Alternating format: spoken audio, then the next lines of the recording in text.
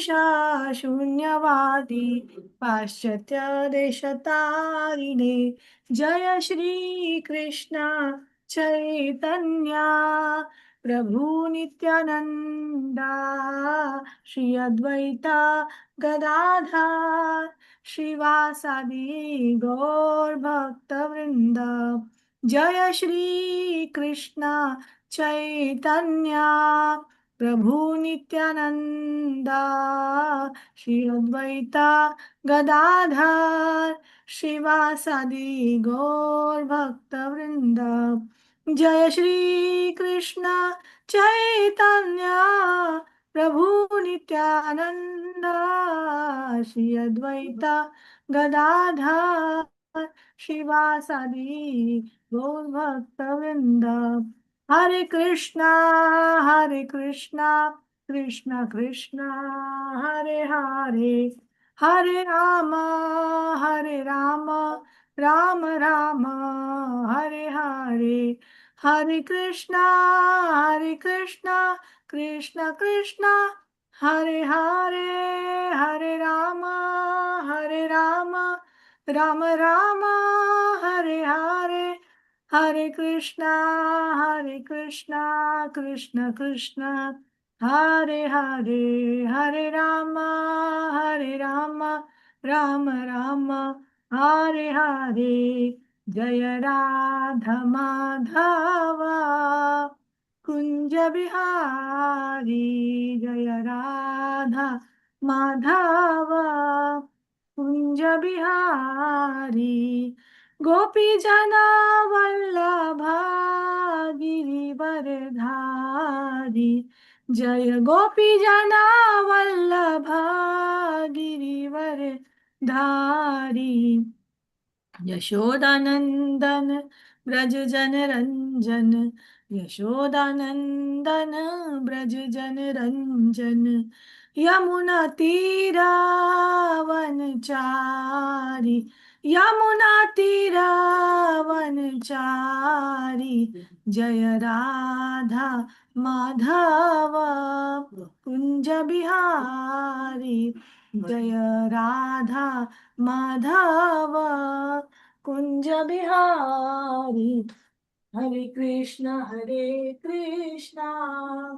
कृष्ण कृष्ण हरे हरे हरे राम राम राम हरे हरे जय राधा माधव राधे जय राधे जय राधे जय राधे जय श्री राधे जय जय प्रभुपाद प्रभुपाद प्रभुपाद जय प्रभुपाद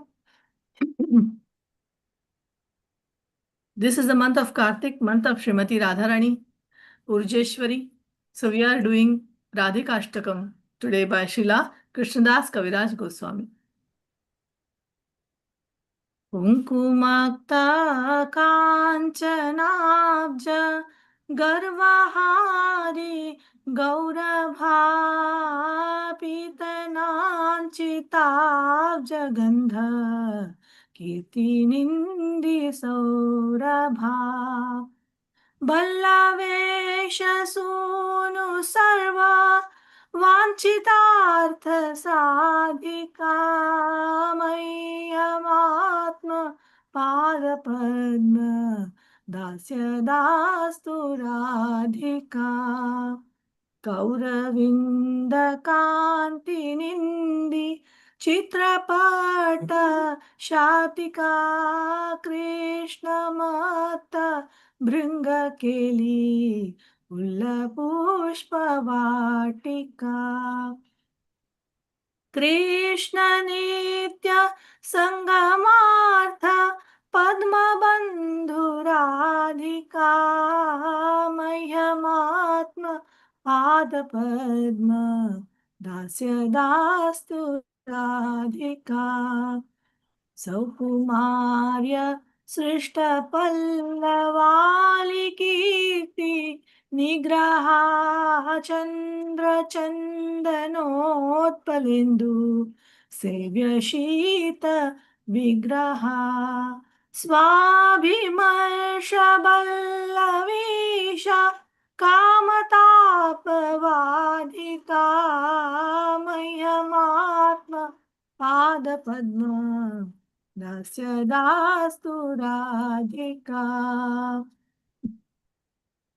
विश्ववन्द्ययौवताभिवन्दितापि यारमारूपनव्य यौवनादि सम्पदानयत्समा शीलाहार्दलीलया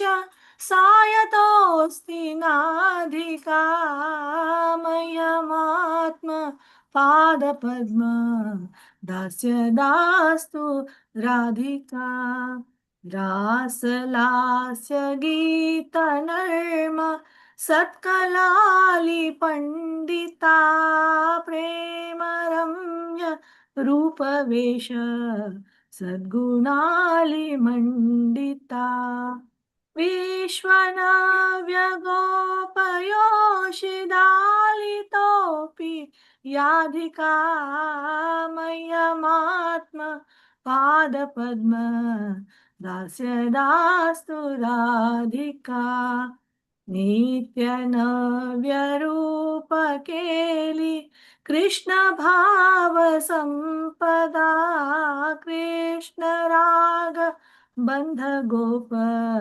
यौवते सुखं पदा कृष्ण रूप वेश केली लग्न सत्समाधिका मह्यमात्म पादपद्म दास्य दास्तु राधिका स्वेदकम्पकण्टकाश्रु गद्गदादि सञ्चितामर्षहर्षवामतादि भावभूषणाञ्चिता कृष्णनेत्र तोषिरत्न मण्डलालिदादिका मह्यमात्म पादपद्म दास्य दास्तु राधिका याक्षणार्धकृष्णविप्र योगसन्ततोदितानेकदैन्य चापलादि भाववृन्दमुदिता यत्नलब्धकृष्णसङ्ग निर्गताखिलाधिका मह्यमात्म पादपद्म दास्य दास्तु राधिका अष्टकेन यस्त्वनेन नौति कृष्णवल्लभा दर्शनेऽपि शैलजाति योषिदालि दुर्लभा कृष्णसङ्गनन्दितात्म दास्यसीधुभाजनं तं करोति नन्दिताली सञ्चयाशु साजनम् मह्यमात्मपादपद्म दास्य दास्तु राधिका मह्यमात्म पादपद्म दास्य दास्तु राधिका। श्रील प्रभुपाद की जय। कृष्णदास कविराज गोस्वामी की जय। Prabhu, is there time for translation or no? Santa Mataji, I think there is time. Can I read, Prabhu? Yes, yes. A splendorous golden complexion steals the pride of a golden lotus flower, anointed with a tinge of red kumkum vermilion.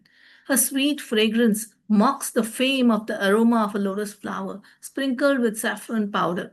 She is fully qualified to fulfill all the desires of the son of the king of the cowherd men. May Sri Radhika bestow upon me the service of her own lotus feet. Her amazing and colorful silken garments make the splendor of red coral feel ashamed. She is a garden of blossoming flowers where the maddened bumblebee named Krishna performs amorous pastimes. She worships the sun god daily in order to attain the continual association of her beloved Krishna. May Sri Radhika bestow upon me the service of her own lotus feet. Her charming youthful delicacy negates the fame of the freshly sprouted leaves. Her refreshing form is worthy of being served by the cooling moon, sandalwood paste, lotus flowers, and camphor. When she touches the master of the gopis, she dispels the burning heat of his lusty desires. May Sri Radhika bestow upon me the service of her own lotus feet. Although the goddess of fortune Lakshmi Devi is adored by other youthful goddesses who are themselves glorified throughout the universe, still she is nowhere near Sri Radhika in the matter of beauty, praiseworthy youthfulness, or other divine feminine opulences. There is no one in the material world or the spiritual worlds that is superior to Radhika in the expression of naturally loving pastimes. May Sri Radhika bestow upon me the service of her own lotus feet.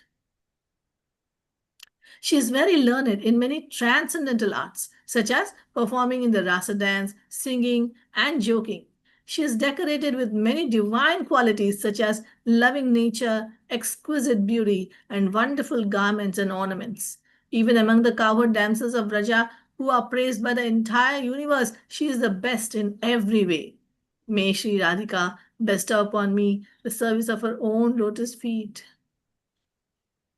She possesses the opulences of eternal youthful beauty, eternal pastimes, and eternal love for Krishna. Her ecstatic feelings of love for Krishna cause the gopis who are also in love with Krishna to tremble. She is always attached to meditating on Krishna's beautiful form, ornaments, garments, and pastimes. May Sri Radhika bestow upon me the service of her own lotus feet. She is graced with 8 ecstatic symptoms, sattvic bhav, such as trembling, perspiring, standing up of the bodily hairs, tears, faltering of the voice, and so forth. She is adorned with different ecstatic emotional ornaments, such as impatience, joy, contrariness, and so forth. She is decorated with beautiful jewels that give total delight to the eyes of Krishna. May Sri Radhika bestow upon me the service of her own lotus feet. If she is apart from Krishna even for half a moment, she becomes stricken with wretched suffering, restlessness, and a multitude of other ecstatic symptoms of separation.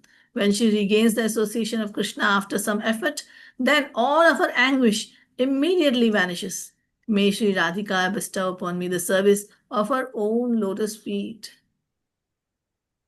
It is very difficult for Parvati and her other exalted goddesses to attain even a glimpse of Srimati Radhika, Radharani, who is dear to Lord Krishna. But if someone glorifies her by reciting these 8 verses, then she, who is delighted by Krishna's continuous association, will grant the sweet nectar of her personal service to that person who thereby enters the assembly of her similarly delighted girlfriends.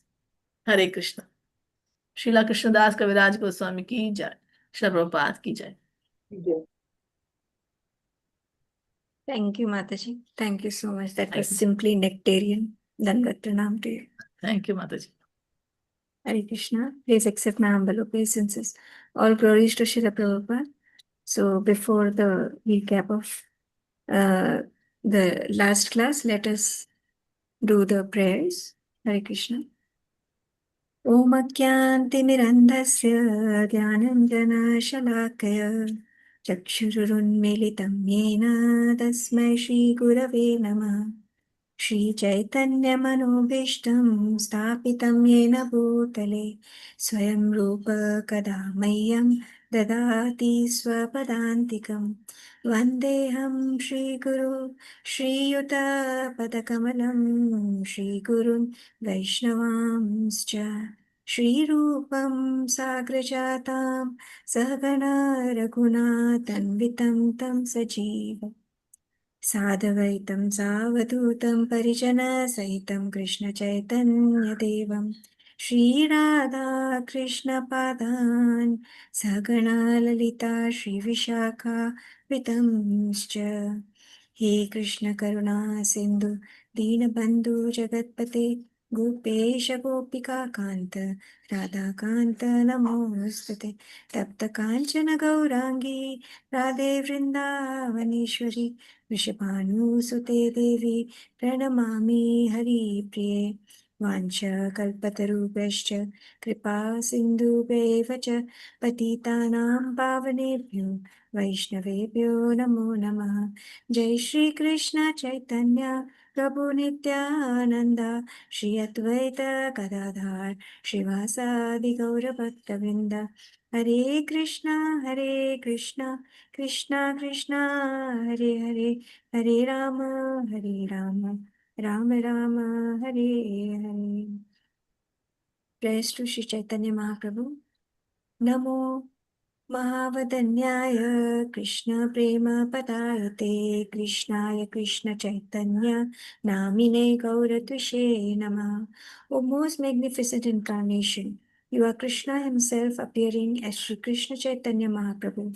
You have assumed the golden color of Srimati Radharani and you are widely distributing pure love of Krishna. We offer our respectful obeisances unto you. कृष्णवर्णं तुषाकृष्णं साङ्गपाङ्गश्च यज्ञैः सङ्कीर्तनप्रायैर्यजन्ति हि सुमेधसः.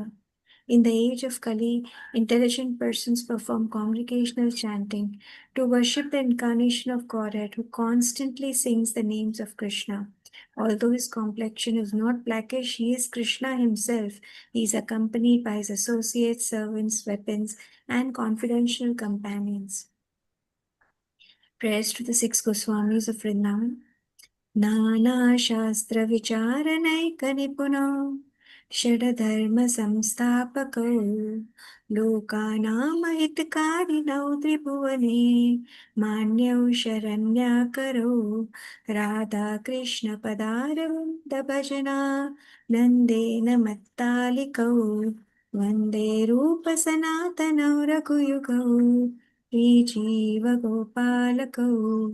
I offer my respectful obeisances to the six Goswamis of Vrindavan, Sri Rupa Goswami, Sri Sanatana Goswami, Sri Raghunath Das Goswami, Sri Raghunath Bhatt Goswami, Sri Jiva Goswami, and Sri Gopal Bhatt Goswami, who are expert in scrutinizingly studying all the revealed scriptures with the aim of establishing eternal religious principles for the benefit of all living beings. Thus, they are honored all over the three worlds and are worth taking shelter because they are absorbed in the mood of gopis and they are engaged in the transcendenting loving service of Shri Radha and Shri Krishna. Om Namo Bhagavate Vasudevaya. Om Namo Bhagavate Vasudevaya. Om Namo Bhagavate Vasudevaya. Narayanam Namaskritya Naram Chaiva Narottamam Devim Saraswatim Vyasam Tato Jayam Udirayet नष्टप्रायेषु अभद्रेषु नित्यं भागवत सेवया भगवती उत्तमश्लोके भक्तिर्भवति नैष्टिकी. हरे Krishna Krishna Krishna Hare Hare Hare Ram Ram Ram Hare Hare. Jai Shri Prabhupada. Hare Krishna. Over to you, Prabhuji, for recap. Hare Krishna.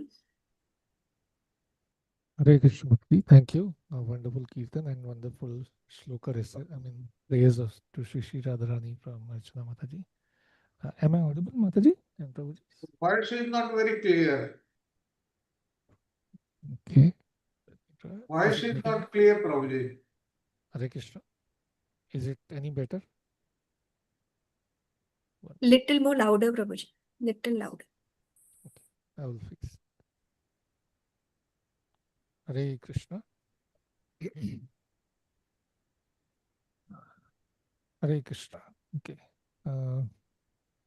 Let me try this. Okay. Share my screen. Hey, louder, Prabhuji.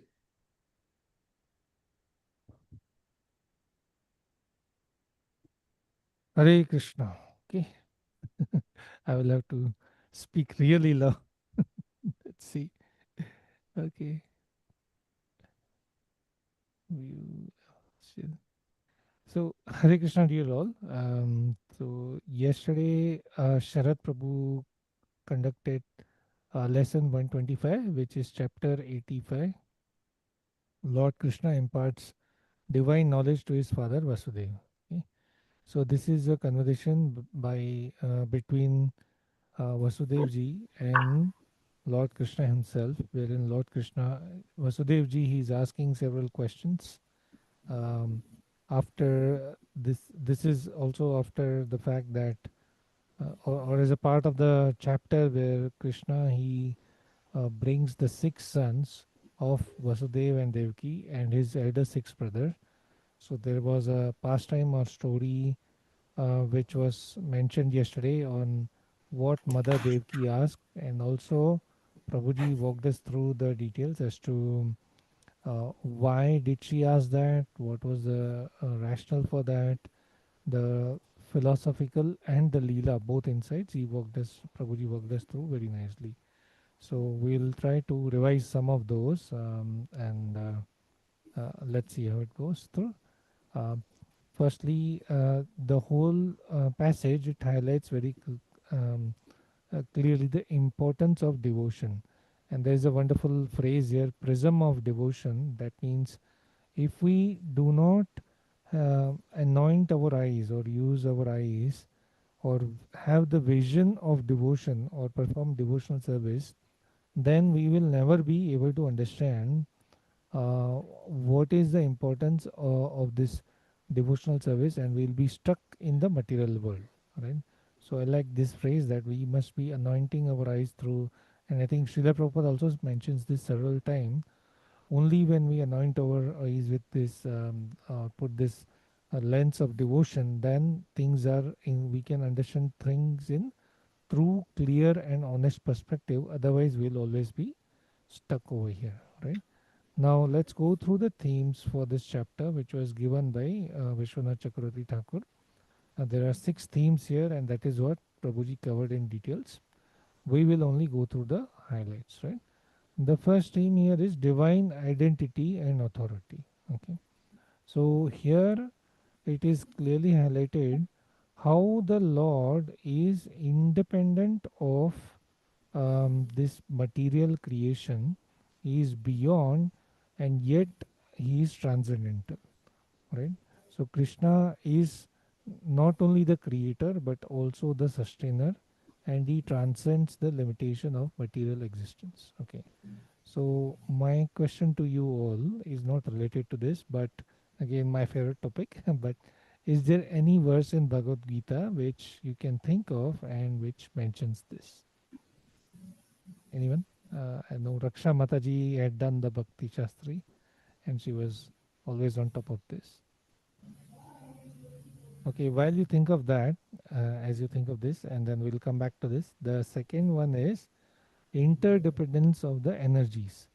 So the Lord is energetic, and He has these energies, just like Srila Prabhupada says that sun and the sunlight. You cannot, they are both one and the same, and you cannot differentiate between them, right? So same way the energy and the energetic.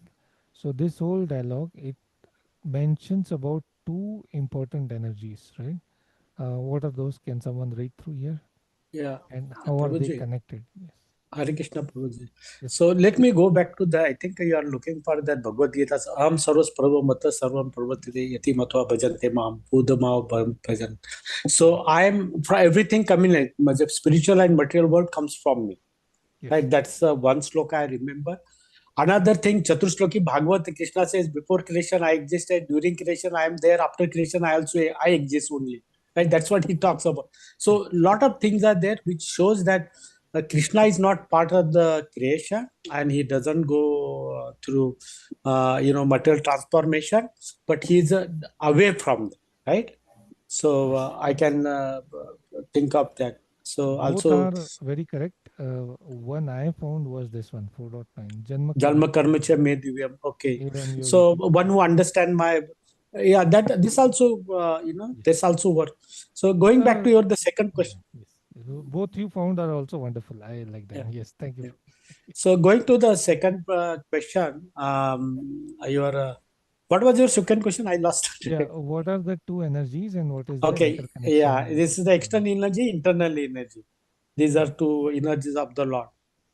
Right. And now, if we go specifically towards the external, then or the what do you call tatashta and the external, then we have this prana and jiva. That is what we are talking about. But even though these external and the tatashta sakti might look very very powerful, but yet they are fully dependent on the Krishna, which is what you perfectly said. Aham sarvasya prabhavo Prabhupada. Mata Sarvam Pravartate. So I think that is very, very nicely connected to this particular theme, that everything emanates from the Lord and everything is dependent on the Lord, who is completely independent. So that is the summary of these two themes. Yeah. Thank you, Prabhu. Wonderful.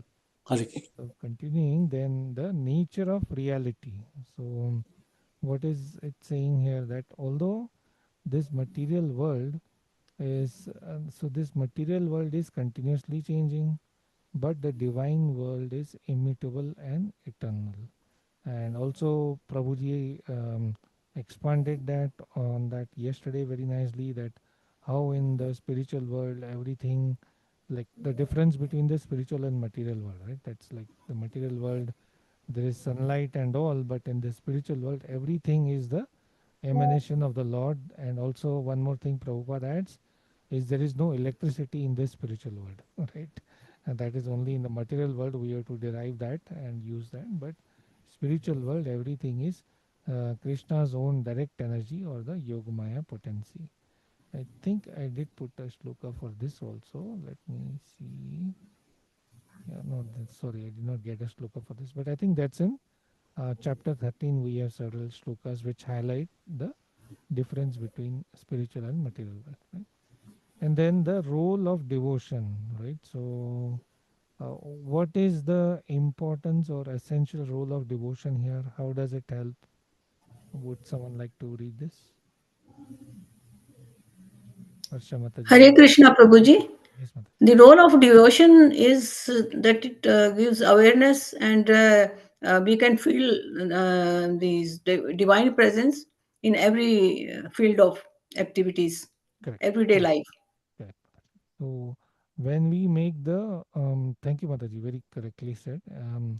When we make the spiritual life the center of our throughout activities, through that, then our devotion will grow, and then we will have this presence or divine presence in everyday life. And then what will If happen? we That have will true devotion, if we yes, have true devotion, then we can feel His presence in every day, yes, in Mataji. every activities, and Yes, correct. And that will also save us from the pitfalls of the material pursuit. Otherwise, we will always be stuck in this 8.4 million and we'll be in trouble. But through this devotion service, whatever we do is never lost. It keeps on growing, and one day we sure to reach the final goal or destination, that is Krishna Prem, right? We will have that Ruchi, Bhava, and Prema as well, right? Okay. Prabhuji, your voice is very low. Okay. Not sure, Mataji, what's happening? 1 minute. Mm, Maximum.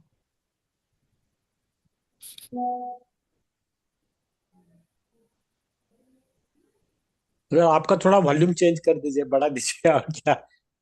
वो प्रभु जी max पे रखा है. Is it No, better? आपने रखा है, mother को बोल रहा हूँ. मुझे तो मैंने तो फुल रखा हुआ है, आई प्रभु एम जी, एबल टू. मैंने अपना मैक्सिमम पे ऑलरेडी कर लिया है.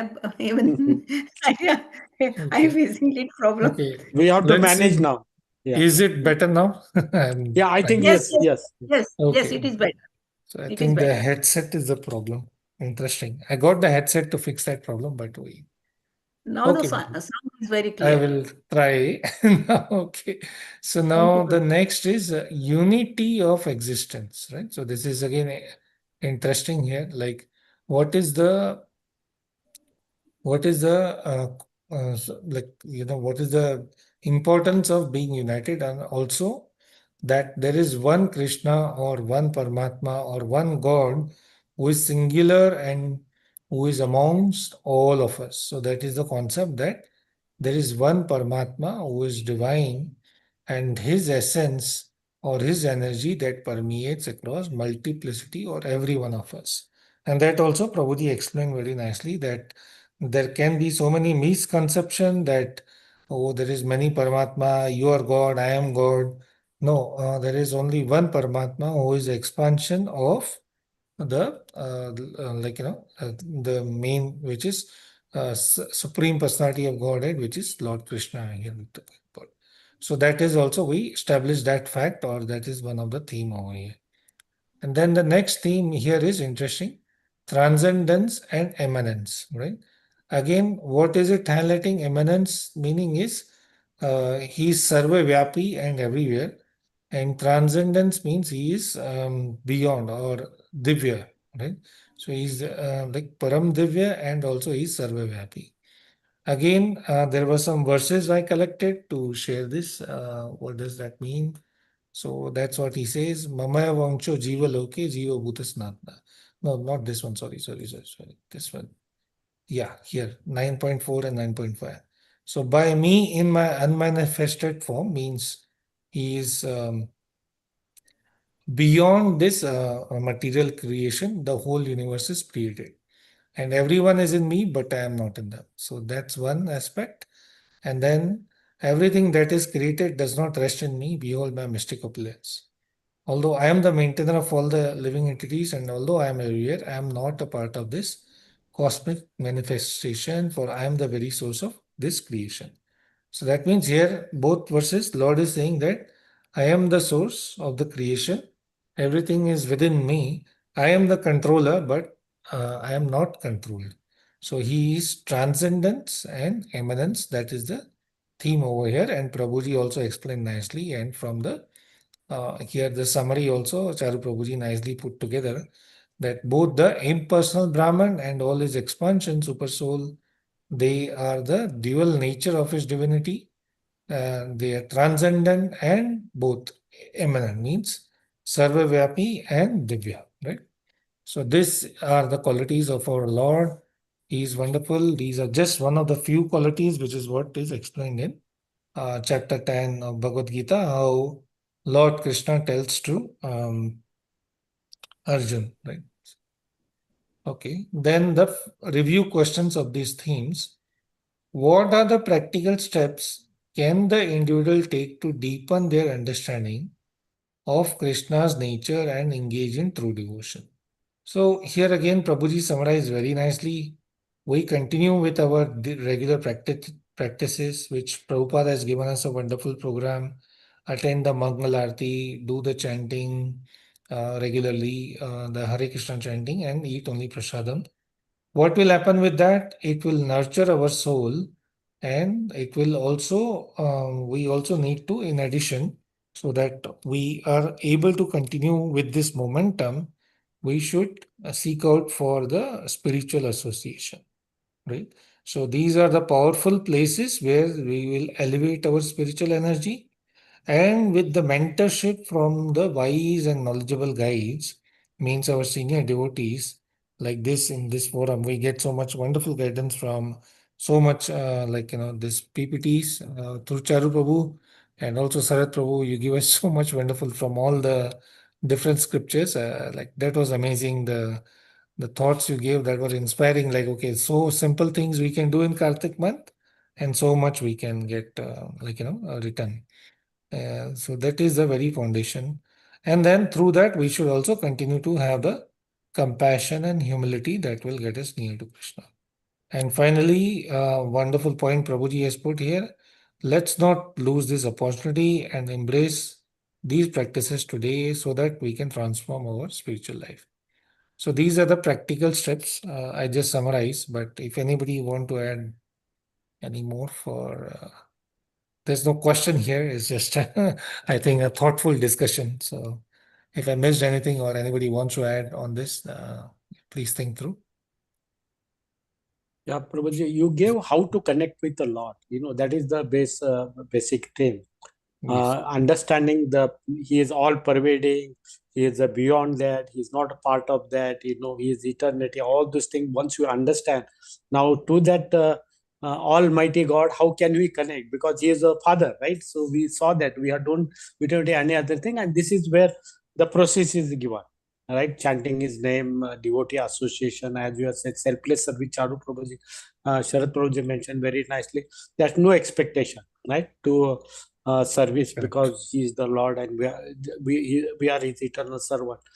And so we have human body we got, just to add into this one. And Charu Parvat is highlighting, don't miss that opportunity, because once you lose, possibly you'll go back to 8.4 million species, and we don't know when we'll come back and what may be the yuga at that time, right?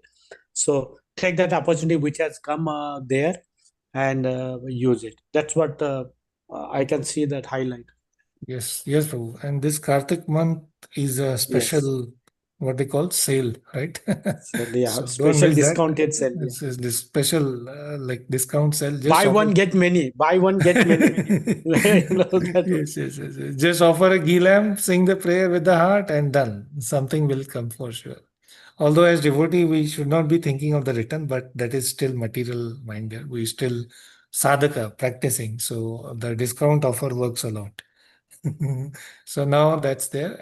Then the next question: how does the concept of unity in diversity manifest in everyday life and personal experience? So this comes everywhere. Like when I was young in the history chapter, there was always this unity in diversity. But now I understand it all comes from our scriptures, right? So by acknowledging the divine spark within every living being, this realization can give us this thought process. And by using this, how do we apply? We have to create this community that honors this diversity and celebrate our shared values. So we all are unique in our journey. We are all part and parcel of the Lord.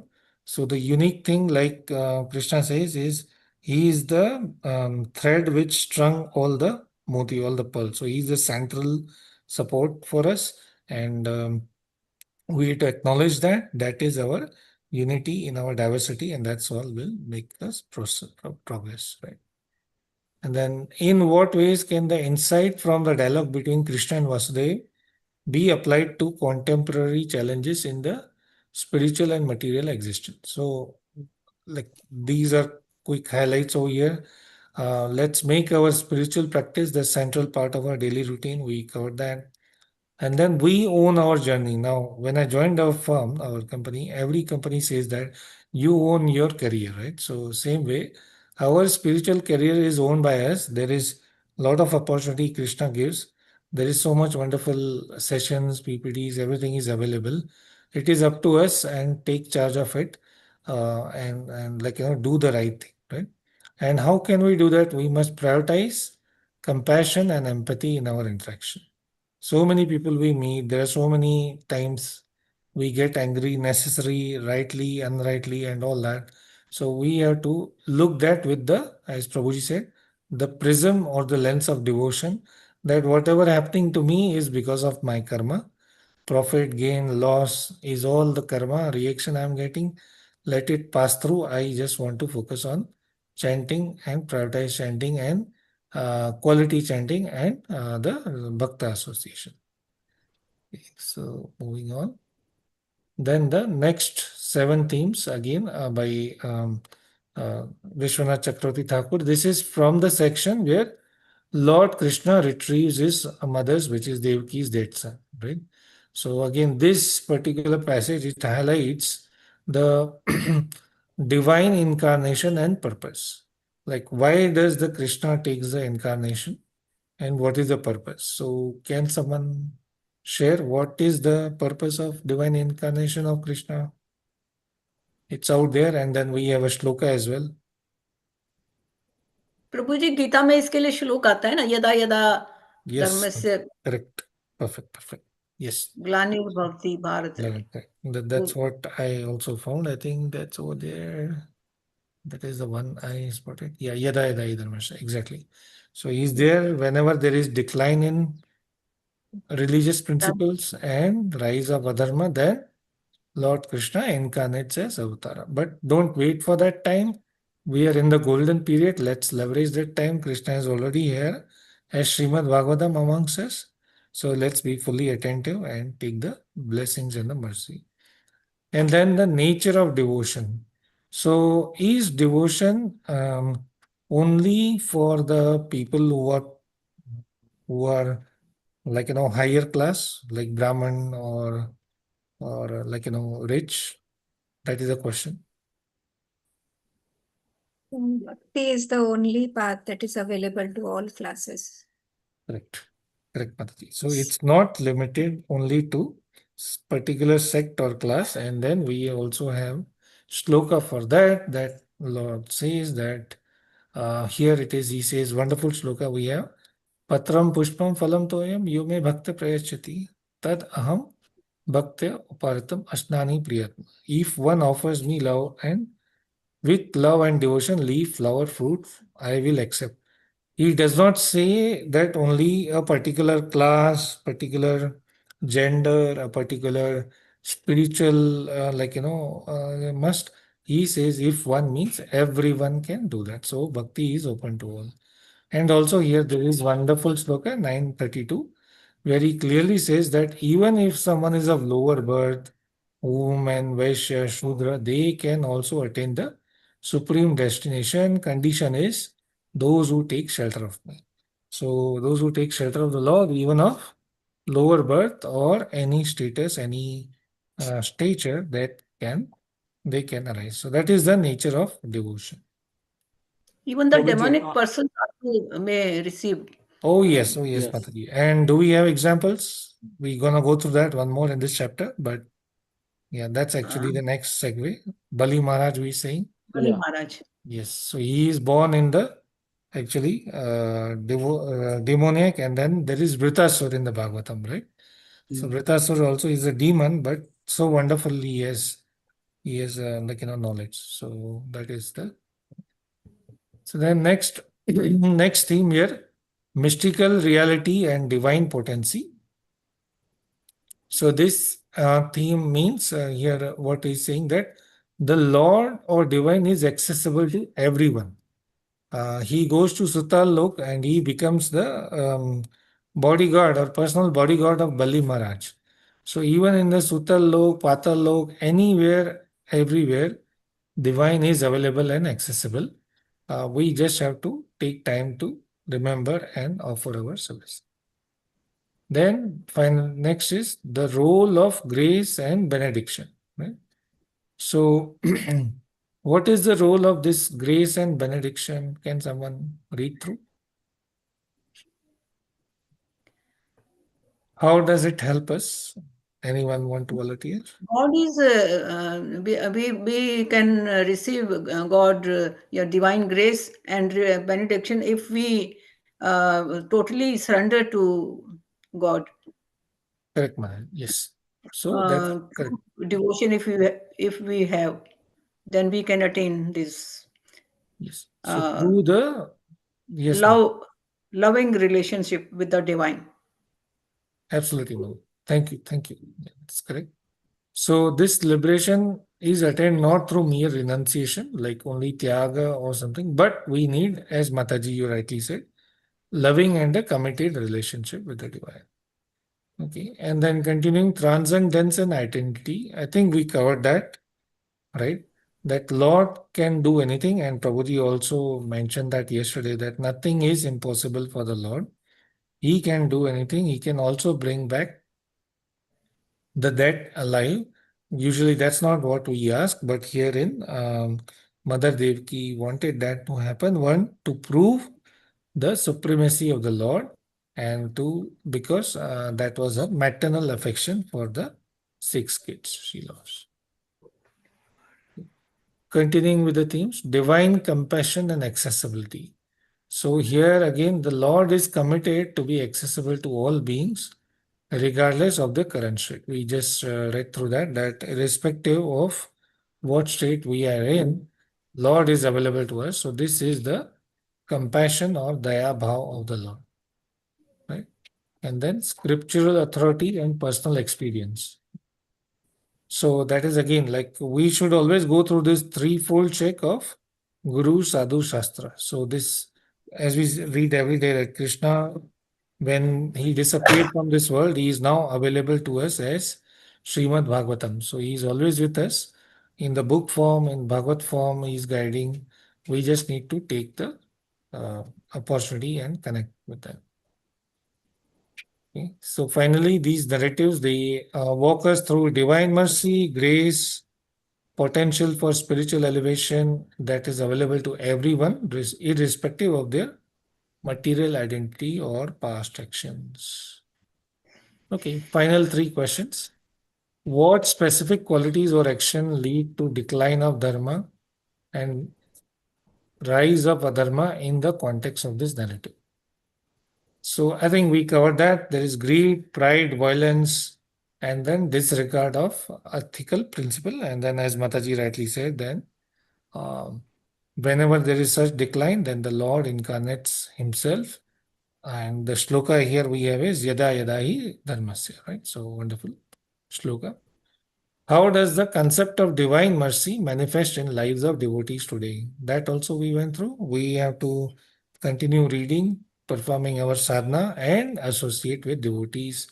Through that, we will get the personal experience of grace, and we will develop this quality of forgiveness and compassion. Finally, in what ways can individual actively cultivate the type of devotion which is exemplified by Bali in their own spiritual practices? That's again through heartfelt service, humility, sincere longing to connect with the divine. Okay, thank you. With that, I complete the rehash. Sorry, apologize. I tried my best because I don't know why Thank the you, volume is not Very working nice, today. But nice recap. Thank you, Prabhuji. thank you. So over to you, Good job. Shamta Good job, Madam. Prabhuji. Good job. Thank you. Thank you, Sanjay Prabhuji. You make the recap sessions as usual very interesting and lively. So, Jai Srila Prabhupada, I seek your blessings. Charu Prabhuji, Shri Prabhuji, all the devotees assembled here for today's class. Please bless me and correct me if I go wrong. So today we will be doing chapter 86, which we will cover in 59 verses. It has two important episodes that we will discuss. In the first part of the chapter, we will see how Arjuna kidnaps Subhadra because he falls in love with her and marries Subhadra. And in the second chapter, we learn about two very beautiful devotees of the Lord who are so devoted to him, and how Krishna, out of his endless mercy, blesses both of them. So these two very sweet topics we will cover today in today's class. Now, Subhadra, sister of Supreme Personality of Godhead, and Lord Balrama, is so beautiful, so enchanting lady that Arjuna gets so attracted to her. Now, Parikshit Maharaj is very eager to hear about his grandfather Arjuna and Subhadra, his grandmother. So he requests Sukadeva Goswami to tell him to narrate how did his grandfather marries Subhadra, his grandmother Subhadra. So Sukadeva Goswami tells him about this very beautiful pastime. So Arjuna is known as a great hero, and when he was visiting all the holy places, he was visiting places of pilgrimage, and while traveling, he comes to Prabhasa Kshetra. And there in Prabhas Kshetra, he comes to know that Balramji is basically wanting to get Subhadra married to none other than but Duryodhana. And Subhadra is basically the daughter of Arjuna's maternal uncle, Vasudevji. And Krishna was against this marriage, and he was even the parents, Vasudevji and Devaki mother, did not want this alliance to happen. But in spite of that, they could not say anything to Balramji directly. But when Arjuna heard about this, he wanted to marry Subhadra because uh, he has always been attracted to her. He has wanted to get married to her. Subhadra was extraordinarily beautiful, and Arjuna became more and more captivated to the idea that he should be marrying only Subhadra. And this was keeping this in mind, this was the uh, motive. And with this motive, what he did, he came to Dwarika city dressed as a sannyasi. He came as a Vaishnava sannyasi. He was carrying a tridanda in his hand. Now, we know this, that the Mayavadi sannyasis, they carry one danda, one rod, whereas the Vaishnava sannyasis, they carry three danda, three rods, basically signifying that they have taken a vow to serve the Lord in body, mind, and soul. So that is the symbol of these three rods. So they are known as three dandi sannyasis, or three dandi Goswamis. So sannyasis normally they are traveling around to preach about the Lord, but in the 4 months of the rainy season, they kind of stay at one place only without going anywhere. So this particular period is Chaturmasa, and which is now going on.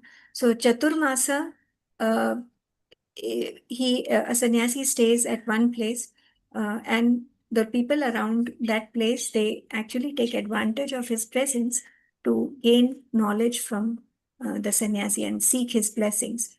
So now Arjuna is dressed as this Tridandi sannyasi, and all the citizens of Dwarika during this period of Chaturmasa, they are paying homages to him, offering obeisances to him, and serving him.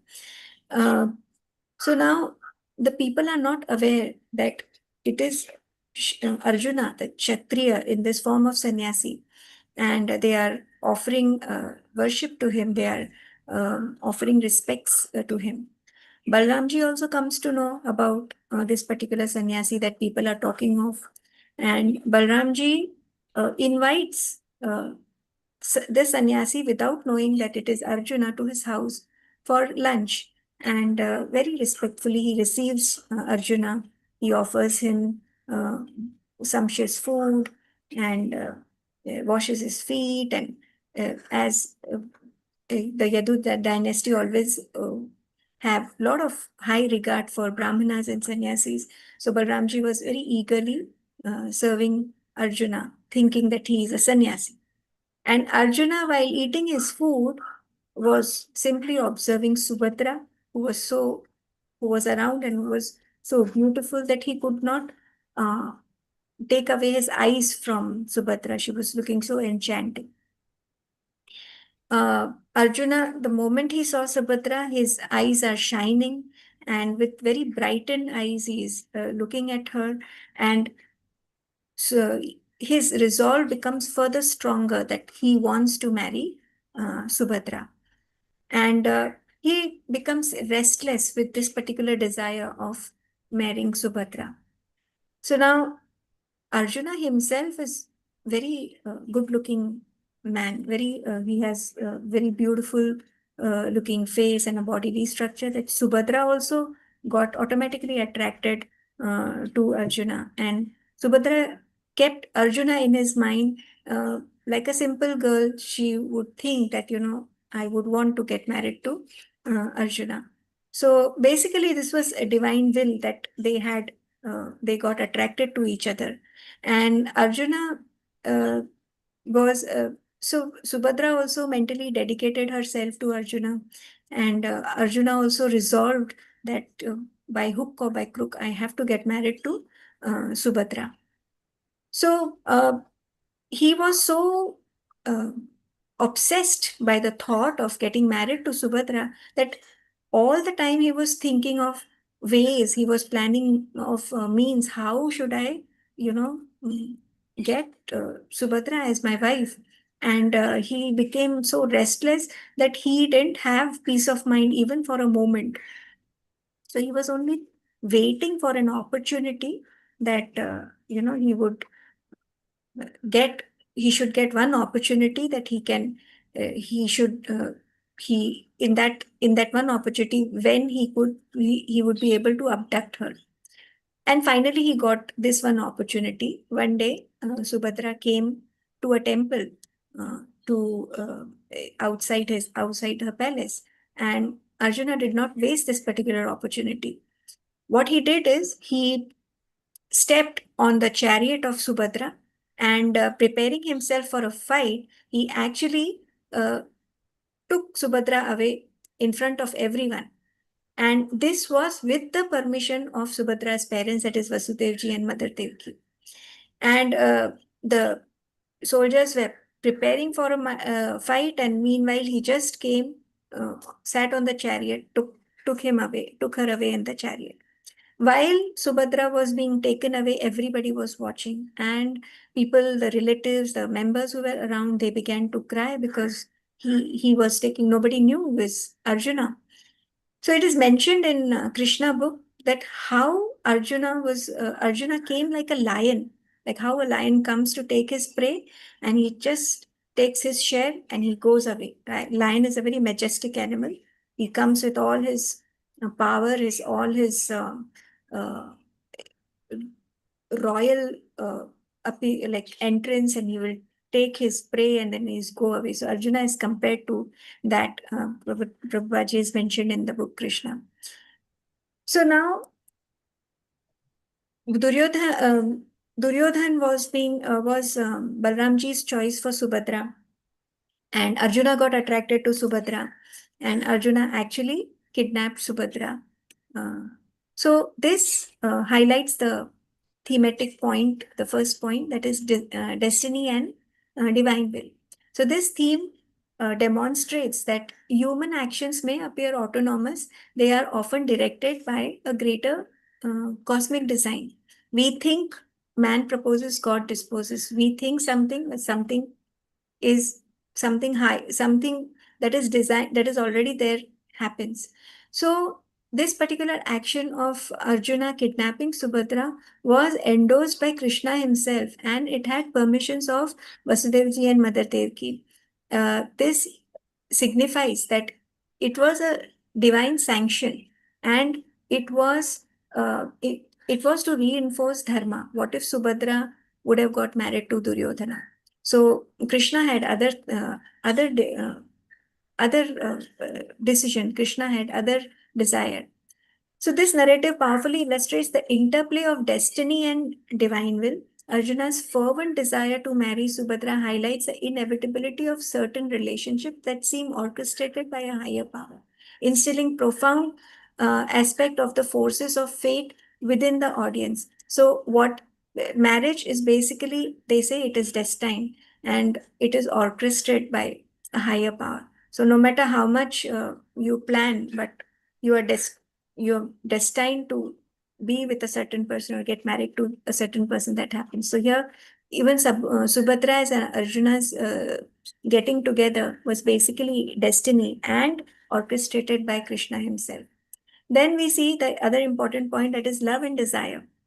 Arjuna's love for Subhadra was so intense that he had this very powerful desire of getting her as his wife, that he took such a courageous step. Arjuna actually challenged the Supreme Personality of Godhead. He did not worry about the society or the consequences that he would have to face. Just out of pure love for Subhadra, he went ahead and courageously he abducted him.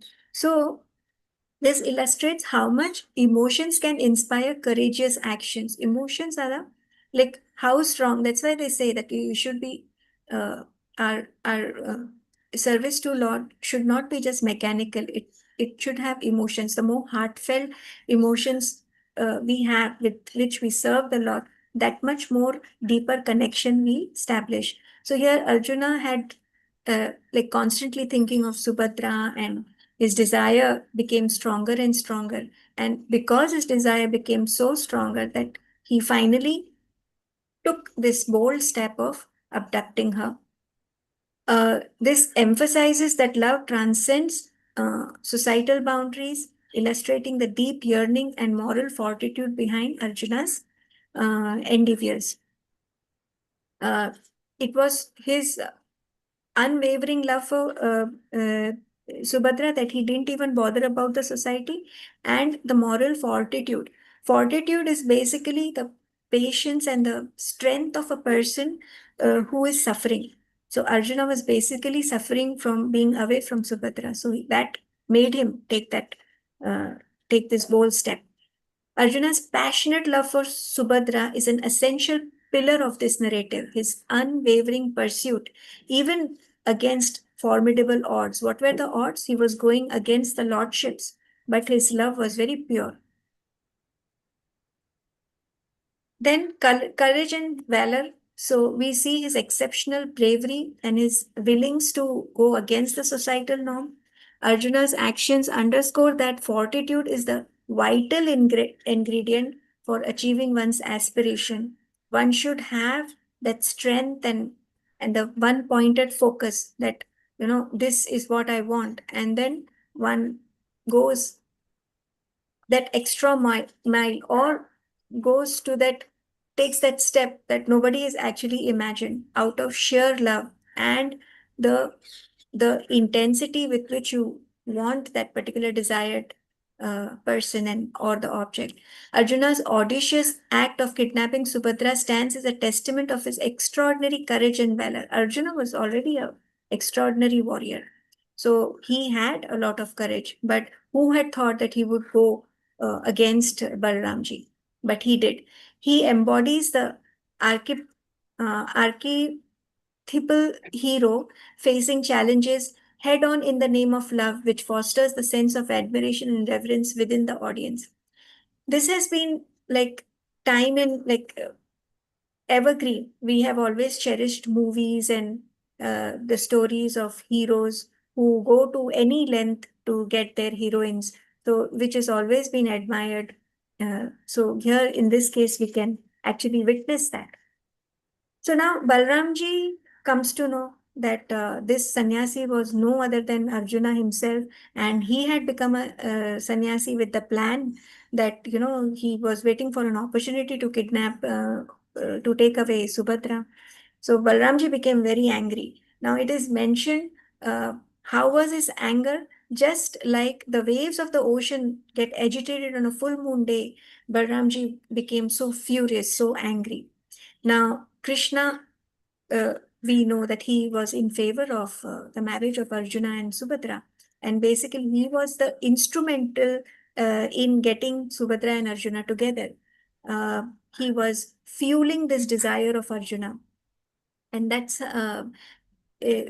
That also inspired Arjuna to, gave him the strength to go for Subhadra. Now, Lord Krishna wanted to pacify. Now, who can pacify Balramji other than Lord Krishna? Along with the whole family members, Lord Krishna fell at the feet of Balramji, begging for his pardon. To what extent Lord can go for his devotee? He is falling at the feet of Balramji, asking him, begging him, please forgive Arjuna. And he could, is it possible for Lord Krishna to not convince Balramji? He could convince Balramji that Subhadra was attracted to Arjuna. And after knowing this, Balramji became pleased that it was Subhadra's will also to get married to Arjuna. So then the matter settled peacefully, and Balramji also became happy knowing that it was both of them, they were attached to each other. And to please the married couple, Balramji arranged, they sent for a big dowry, and he gave them, bestowed them with opulences and dowry full of elephants, chariots, horses, maid servants, and everything. So there's also another thematic key point here is highlighted at family dynamics and honor. In a marriage, family honor is very important. The approval of the elder family members. And when two people come together in a marriage, it is not just their relationship, but the families also get involved, and the family honor is a very important aspect that is highlighted, that is showcased. So it reveals how love can both challenge and strengthen familial unit through understanding and acceptance. Arjuna's love for Subhadra challenged even Lord Krishna and Lord Balram's decision, and then acceptance of Balramji uh, through his Balramji's love for Subhadra, it made him accept this relationship and understand. Where there is love, understanding comes automatically, and acceptance also comes. So Balramji accepted it because he loved Subhadra. And of course, Krishna had convinced Balramji. So the involvement of pivotal family figures, of course, in this case, it is Balramji and Krishna. Pivotal family figures, particularly Balramji and Krishna, sheds light on the intricate web of familial relationships and the paramount importance of honor within these dynamics. So when actually people come together in a marriage, two families getting an alliance happening between two families, family honor is a very important dynamic over here. So Balramji's initial he was against the marriage reflects the innate protectiveness of family bonds. He was the elder brother. So in his way, he was trying to, so when he was against it, he was trying to protect Subhadra. Now we see the important point over here is transformation and growth.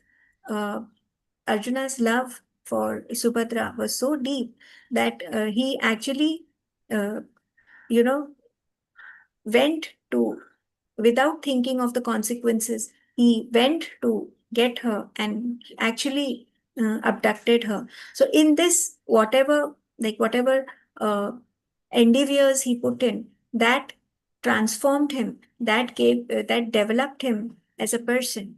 So Arjuna's metamorphosis exemplifies how quest for love can lead to profound maturity, an essential component of fulfilling one's destiny.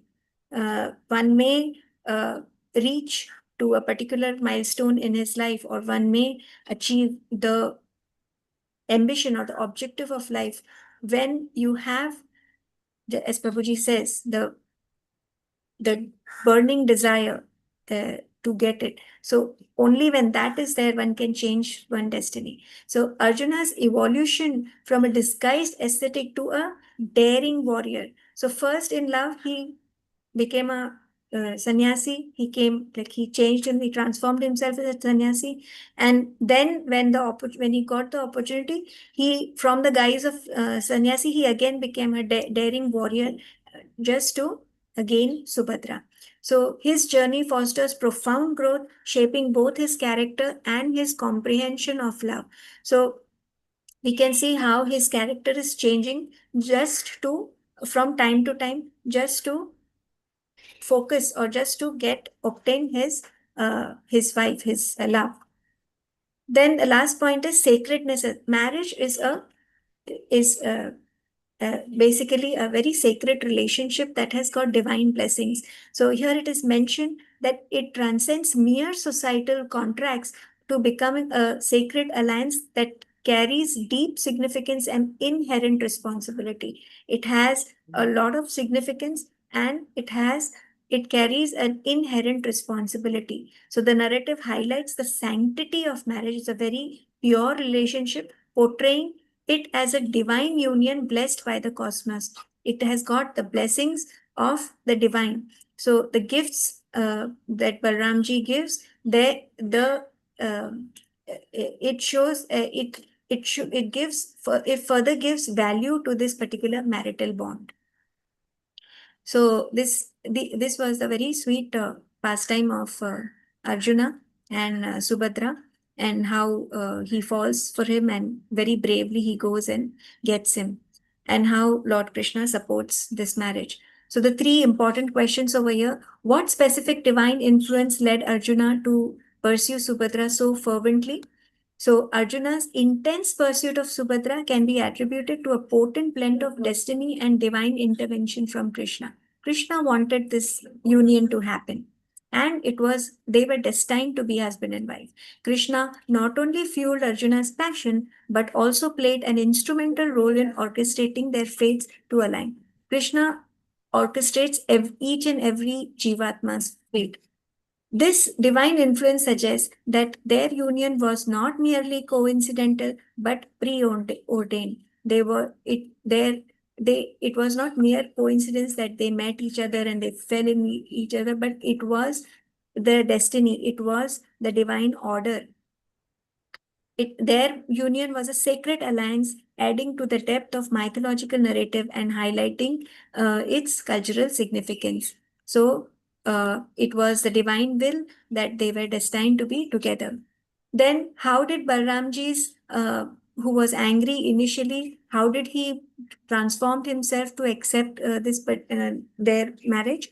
Balramji was initially so angry, but that is because he was an elder brother, and it was by his as an older brother's instinct to protect his younger sister, his anger was related to that. But then it transformed drastically through understanding and acceptance. With whom? With the open dialogue with Krishna. Krishna convinced him that why this marriage was important, and that it was Subhadra's will that she wanted to get married to Krishna. That pacified Balramji.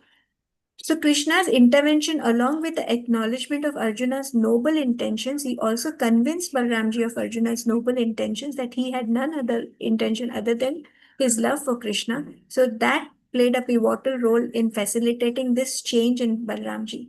So this evolution underscores the critical importance of familial understanding and communication. In a family, communication and understanding, these are two important uh, things that should be there. If not, then there cannot be unity in the family. Then the last and important question is, what societal norms existed that made Arjuna act? So during that time, marriages were like arranged, it was according to the family honor. And Arjuna went ahead and boldly kidnapped Subhadra. So he transcended that the norms. And so this it was like this particular episode was not just of a romantic pursuit, but it was a bold challenge to establish traditions. So this tension magnifies the complexities between personal desires and societal expectations, which normally we face. Personal desires and society expectations, they're always difficult to balance. So this illustrates how love can disrupt convention while underscoring the vital importance of individual choice in matters of marriage.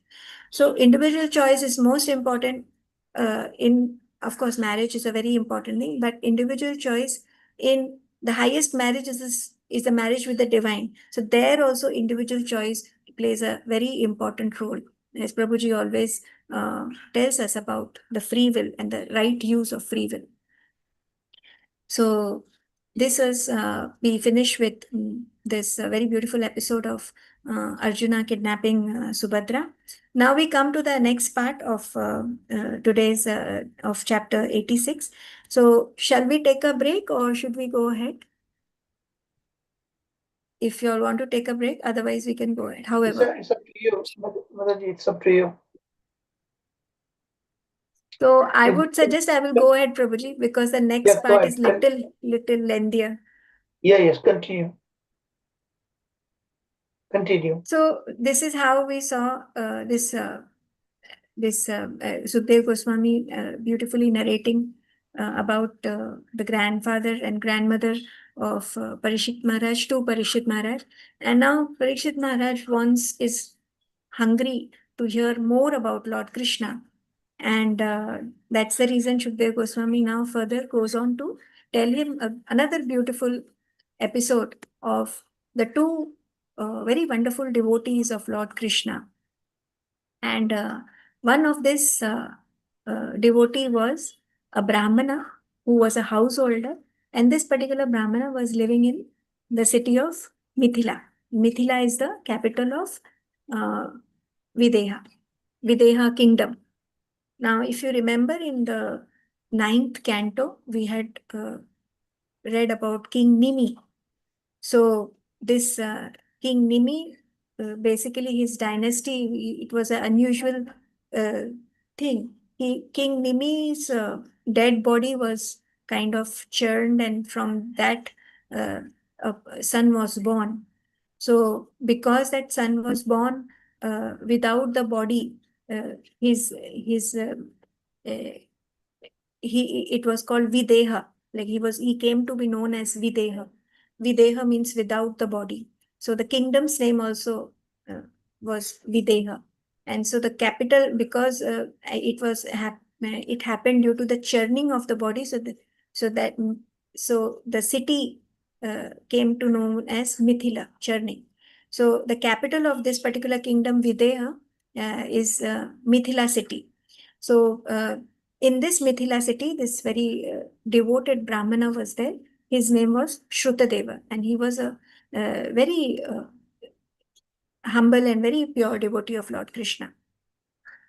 And because he was Krishna conscious all the time, he was engaged in the services of the Lord. And he was completely peaceful in the mind. And because he was peaceful in the mind, he was detached. Because of his absorption in Lord Krishna, he was detached from the material attraction, and he had no attraction for the material wealth. Also, Shrutadeva was highly learned, and he had no desire, no other desire except for being situated in Krishna only, in his service. So he was a householder. So he never really took pains to earn his livelihood. So whatever he would get, he would satisfy himself. He was happy in whatever he would get, and he would not endure too much for earning a livelihood. And because of his surrender, because of the purity of his heart, every day he would get whatever the quantity that is required for him. So and that was his destiny. Whatever he required for that particular day, that much he would get it.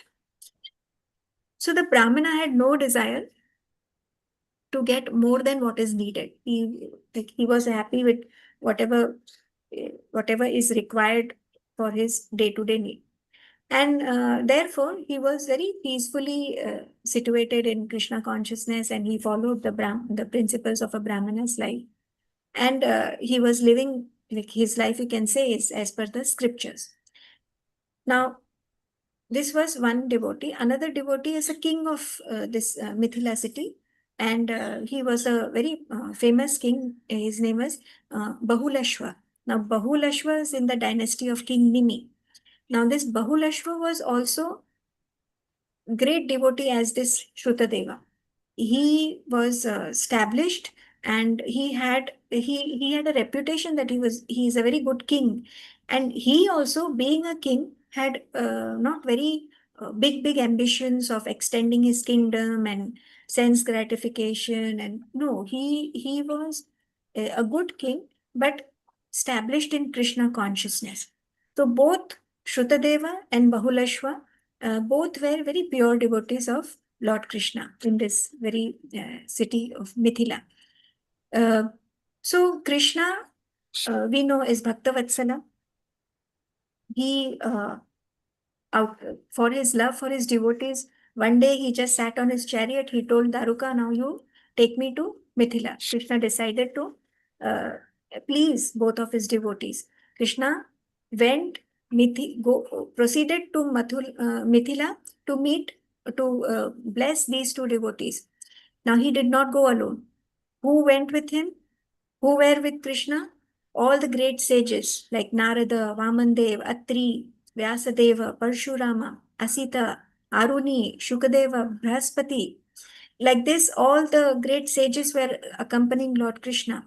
So now Krishna and all the Rishi Munis, they are on their way to Mithila, and they are passing many villages, towns, And everywhere, as soon as people come to know, oh, Lord has come, the Rishi Munis have come, they are paying respects, they are worshipping the Lord, they are offering obeisances.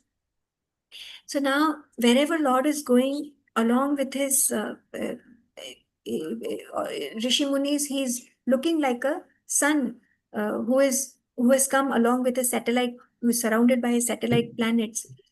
And Krishna, they passed so many kingdoms on the way.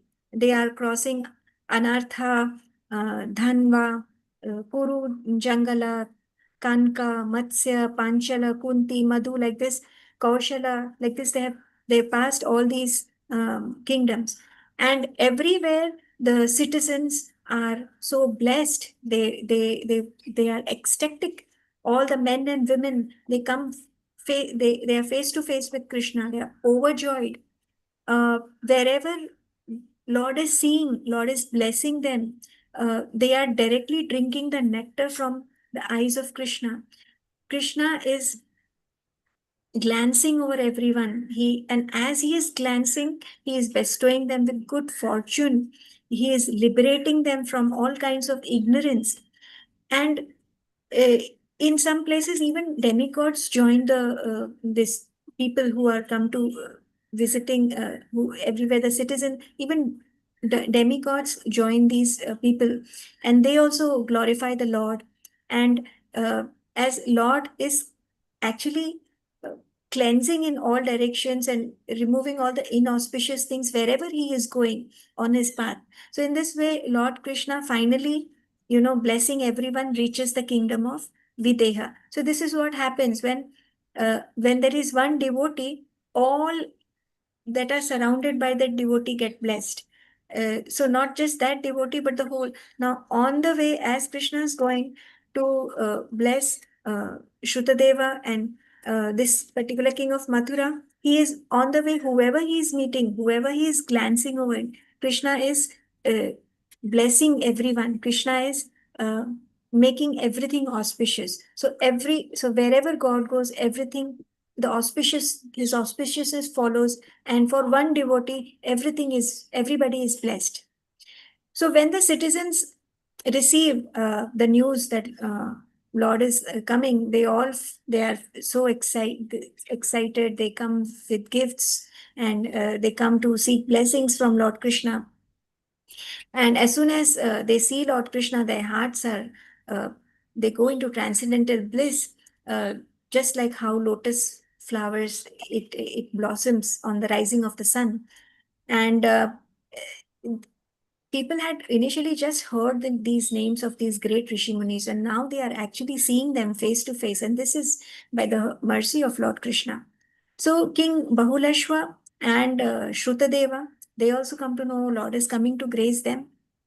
They meet Lord, and they immediately fall at the feet of the lotus feet of Lord, and they offer their obeisances. And with folded hands, the king and the Brahmana, they invite Lord Krishna to their house. And now Krishna has actually come to bless both of them. So he expands himself and goes to both their houses at the same time. Now, the king is also not aware, and the Brahmana is also, they don't understand that Lord has gone to to the other house. They know that Lord is with them only. Just in the case of gopis in the rasa dance, and we saw in this Brahma Vimohan Leela how Lord expanded. So people were thinking that the Gwal Balas are there only, but it were not the original Gwal Balas. So Krishna kind of went to both of their houses at the same time. So both thought that Lord is in their own house, and he and his companions. So Lord and his companions were there at the Brahmana's house. At the same time, Lord and his companions were there at the king's palace. So they were present in both the houses, both the places. And although both the Brahmana and the king thought that he was present in only their house, like this particular opulence of the Lord is mentioned in the scriptures as Vaibhava Prakasha. And when Lord married the 16,000 wives, he expanded himself. And like this, he did in the Brahma Vimohan Leela. So Bahuleshwar, he was very intelligent and he was a perfect gentleman also. He was astonished that, Supreme Personality of Godhead, along with all these sages, very auspicious sages, is present in front of him in his palace. Now he tried his whatever was in his capacity to please the Lord. He worshipped all his family members. They gathered and they washed the feet. They gave good asanas, uh, comfortable seats. Did all what was possible to make them feel comfortable and at home, and to show their affection and love. Bahuleshwar was basically very restless because he couldn't believe. Just imagine a person you have, not a person, Supreme Personality of Godhead, whom you always have been thinking about and worshipping, but Supreme Personality of Godhead in front of you. How would one feel? He didn't know. His heart was not in his control. He was only restless. How should I serve? What should I do? How should I show my love? He was just in not knowing what was happening around him. But he was so restless that he wanted to do his best to serve the Lord. So when he offered all the garlands and worship Lord with sandalwood and new sandalwood pulp, incenses, fragrances, ornaments, lamps, cows, bulls, whatever as a king he could do, whatever was what is in his capacity he could do, he would do. Then finally, after he fed everyone sumptuously and everybody sat comfortably, Bahuleshwar nicely he came to Lord Krishna. He caught his lotus feet, he placed his feet on his lap, and he massaged his feet with his own hands, and he started to glorify Lord. He said, "My dear Lord, you are the super soul. You are in everybody's heart. You are the witness of each and every Jivatma's activities. And we are duty bound to always think of your lotus feet so that, we can remain always in your eternal service. And as a result of your constant remembrance of your lotus feet, today you have visited me. You have done a great favor. You've given this causeless mercy on me that today actually eh, you are present in front of me. So we have heard that, your pure devotees are more dear than even Lord Balrama and Goddess Lakshmi. Your devotees come first to you, first, then your own sons, uh, first then Lord Brahma also. And I'm sure that you have kindly visited my place in order to prove this. And I cannot imagine how, you being such a Bhakta Vatsala, how people can still be godless or be demonic after knowing this. Your devotees are constantly engaged in Krishna consciousness. But how can people how are there people who can still forget your lotus feet? So he says, "My dear Lord, it is known that you are so kind and liberal that when a person leaves everything just to engage in Krishna consciousness, you exchange yourself for that unalloyed service. And you have appeared in Yadu dynasty to prove that, to restore dharma. So, my dear Lord, you are so unlimitedly merciful, and your transcendental form is the most beautiful Sham Sundar form, and your knowledge is unlimited, and you are situated in Badri Narayana in austerities, uh, just to uh, execute everyone in devotional service. And please accept my humble obeisances at your lotus feet, and I beg you and your companions that to remain at my place for at least some days. And this is one small favor you can do to my family, to this our to our dynasty of King Nimi. Please bestow or sanction, uh, be be present in our house for some days." So, of course, Lord Krishna could not refuse his request, and he remained there for some days. Meanwhile, at the Brahmana's place also, the Brahmana is overjoyed that he starts dancing and jumping, that, oh, Lord has come, his devotees, his sages have come along with him.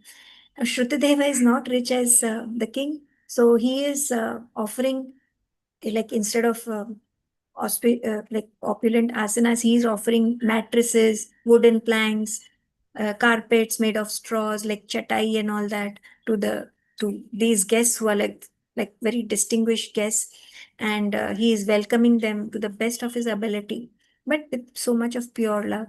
And he speaks to, he's glorifying the Lord and his companions. He and his wife are serving them, washing their feet, sprinkling, and then after washing their feet, that same water they sprinkle on themselves and all the family members. So at this time, although the Brahmana has been poor all this time, at this time he was the most fortunate one. And while Shrutadeva was welcoming Lord Krishna and his associates, he just forgot himself, and he was in transcendental bliss. He was welcoming Lord with, according to his ability, he's got some fruits, some fragrances, tulsi leaves, that kusha grass and lotus flowers, which are not very costly, but which are like easily one can buy. And he's offering that with so much of love and devotion. And Lord Krishna and all his sages are gladly accepting his services. And Shrutadeva's wife is cooking very simple food like dal chawal, and they are enjoying it so heartily, because it is made with so much of love and fed with so much of love. So in this way, the Brahmana also serves Lord Krishna and his associates, and then Shrutadeva also starts glorifying Lord. He says, Lord, you are the Supreme Person, you are the Purushottama. And he says he glorifies Lord in so many ways.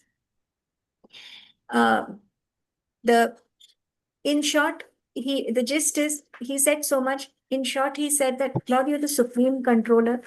You are you're the source of everything. And a devotee can immediately see your hand in every moment of the material nature. The curtain of Yogamaya cannot cover the eyes of a pure devotee, but it can cover the eyes of a non-devotee. The non-devotee is unable to see you face to face, just as a person whose eyes are blocked by the cloud cannot see the sun. So, dear Lord, you are the sun. You are the brilliantly shining sun of this whole universe. I offer my respect. Please accept my respectful obeisances. So, my dear effulgent Lord, I am your eternal servitor. Please kindly tell me, what can I do for you? How can I serve you? And so he was also feeling sorry for the conditioned souls who are suffering. So he mentions that as soon as you are invisible, due to the lack of Krishna consciousness, everyone suffers, or the whole world suffers if you become invisible. So everything is because of you. So Krishna is naturally inclined towards his devotees. When he is hearing Shrutadeva's such beautiful prayers, he immediately becomes very happy, and he says that, dear Shrutadeva, all these brahmanas and these saintly persons, they have come personally here to see you. So you should consider this opportunity as a great fortune for you.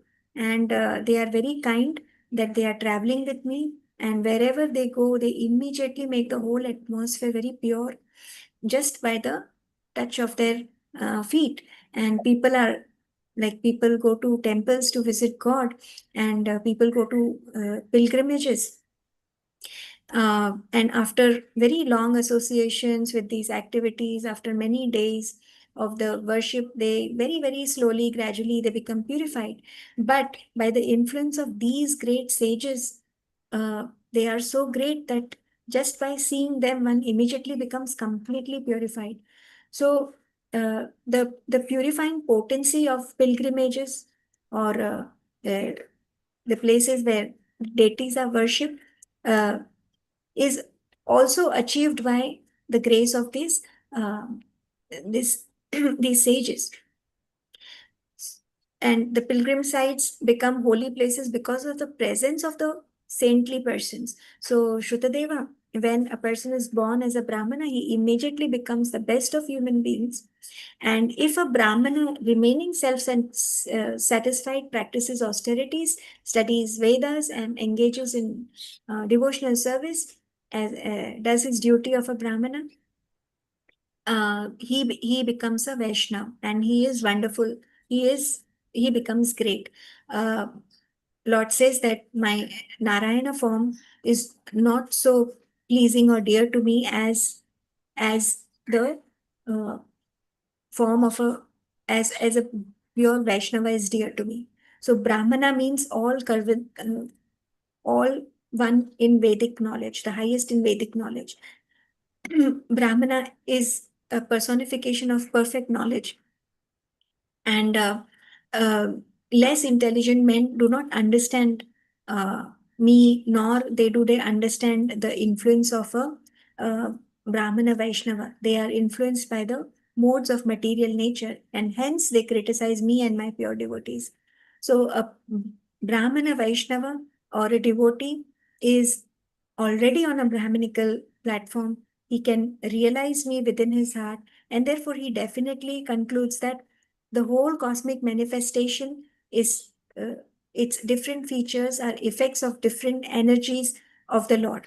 So a Brahman has a clear conception of this material nature and the total material energy, and in every action, he sees Lord only and nothing else. So Shrutadeva, you may therefore accept all these sages, these Brahmanas, as my bona fide representatives and worship them faithfully. And by worshipping them diligently, I will consider that you have worshipped me. And if someone attempts to worship me directly without worshipping my devotees, I do not accept such a worship. So even when such kind of worship is presented with lot of opulence, it is not acceptable by me. So in very clear words, Lord is advising uh, Shrutadeva how he should be worshipped. So in this way, Shrutadeva and the king of Mithila, they get directions from Lord Krishna himself, and they get the blessings of the sages. Uh, Now both the king and the Brahmana, they ultimately achieve the supreme goal, and they are transferred to the spiritual world. And the devotee does not know anyone except Lord Krishna, and Krishna is the most affectionate of all. So Lord Krishna remained in Mithila, both at the house of Shrutadeva and the king Bahulashva, and after favoring them lavishly by his transcendental instructions, he went back to Dwarika.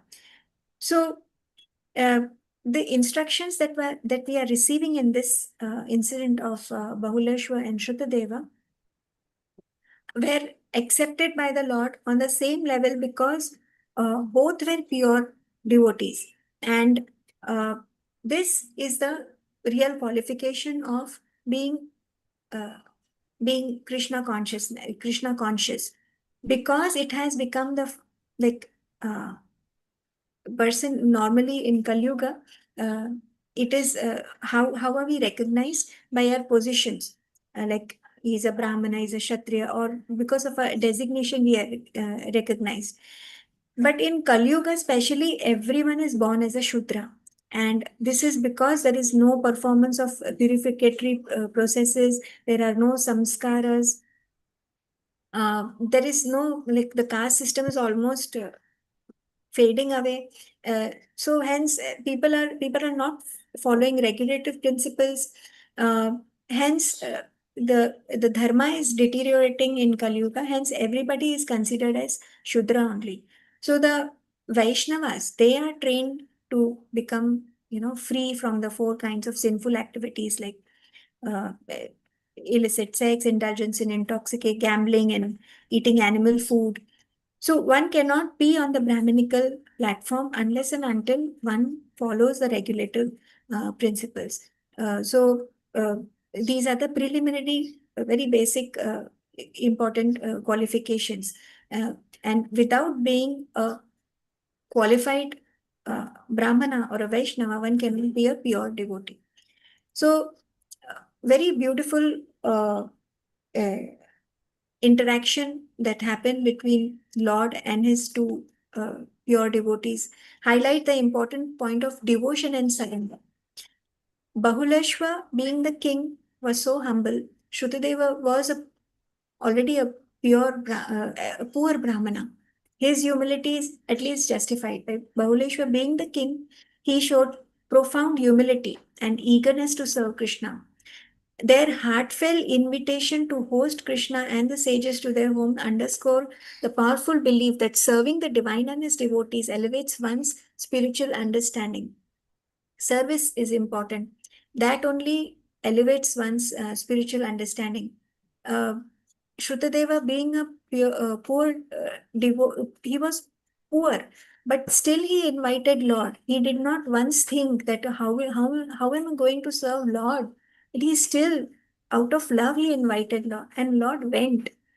This unwavering devotion exhibited by the Brahmana and the king, this is a powerful testament to the principles of bhakti of Gaudiya Vaishnava philosophy. So, devotion is the plays a pivotal role. The unwavering commitment and the genuine devotion, it transcends material circumstances. Uh, Both the king could still worship the Lord in a better way, but in case of Shrutadeva, his pure devotion transcended his material circumstances also, which were so deeply rooted in personal loving relationship with Lord Krishna. So devotion and surrender, the most important point. Second is divine favor and blessings. Whenever there is pure devotional service, divine favor or divine blessings come automatically. Arrival of Krishna, accompanied by not just Krishna, the whole line of auspicious sages, symbolize the tangible intervention of the divine in the lives of his faithful. Whoever are faithful to Lord Krishna comes, intervenes, and gives his blessings. The profound joy and gratitude expressed by Bahuleshwa and Shrutadeva upon Krishna's arrival capture the essence of divine blessings as a path of spiritual fulfillment, reminding us the critical importance of recognizing and cherishing divine grace. So, only bhakti is not important. When the divine grace comes, that should be recognized also. That should be cherished also. Like Bahuleshwar, he became almost mad. How do I serve? Oh, Krishna is in front of me. He became restless. He wanted to do his best. Even Shrutadeva started dancing in madness. Oh, Lord has come to my house. So, although they were excited, but they were excited to serve the Lord. They recognized his grace and they cherished his, and they in turn served him in his presence. This passage vividly illustrates Krishna's willingness to shower his divine grace upon his devotees. He is always willing. Now also he is willing for us also. We are only not ready to serve him with that purity, underscoring the truth that those who earnestly seek him will certainly receive his blessings. So there is no doubt that the earnest seekers will get his blessings. That goes without doubt. This embodiment of divine mercy reveals how the Lord actively participates in fulfilling the spiritual aspirations of. So, material aspirations he might still not give if it is not favorable for us, but spiritual aspirations he will give first hand. On it is first come first serve basis. Whoever comes first will get the prasadam, will get his grace. Humility and service, as we can see how very in such a beautiful and humble state they are serving the Lord.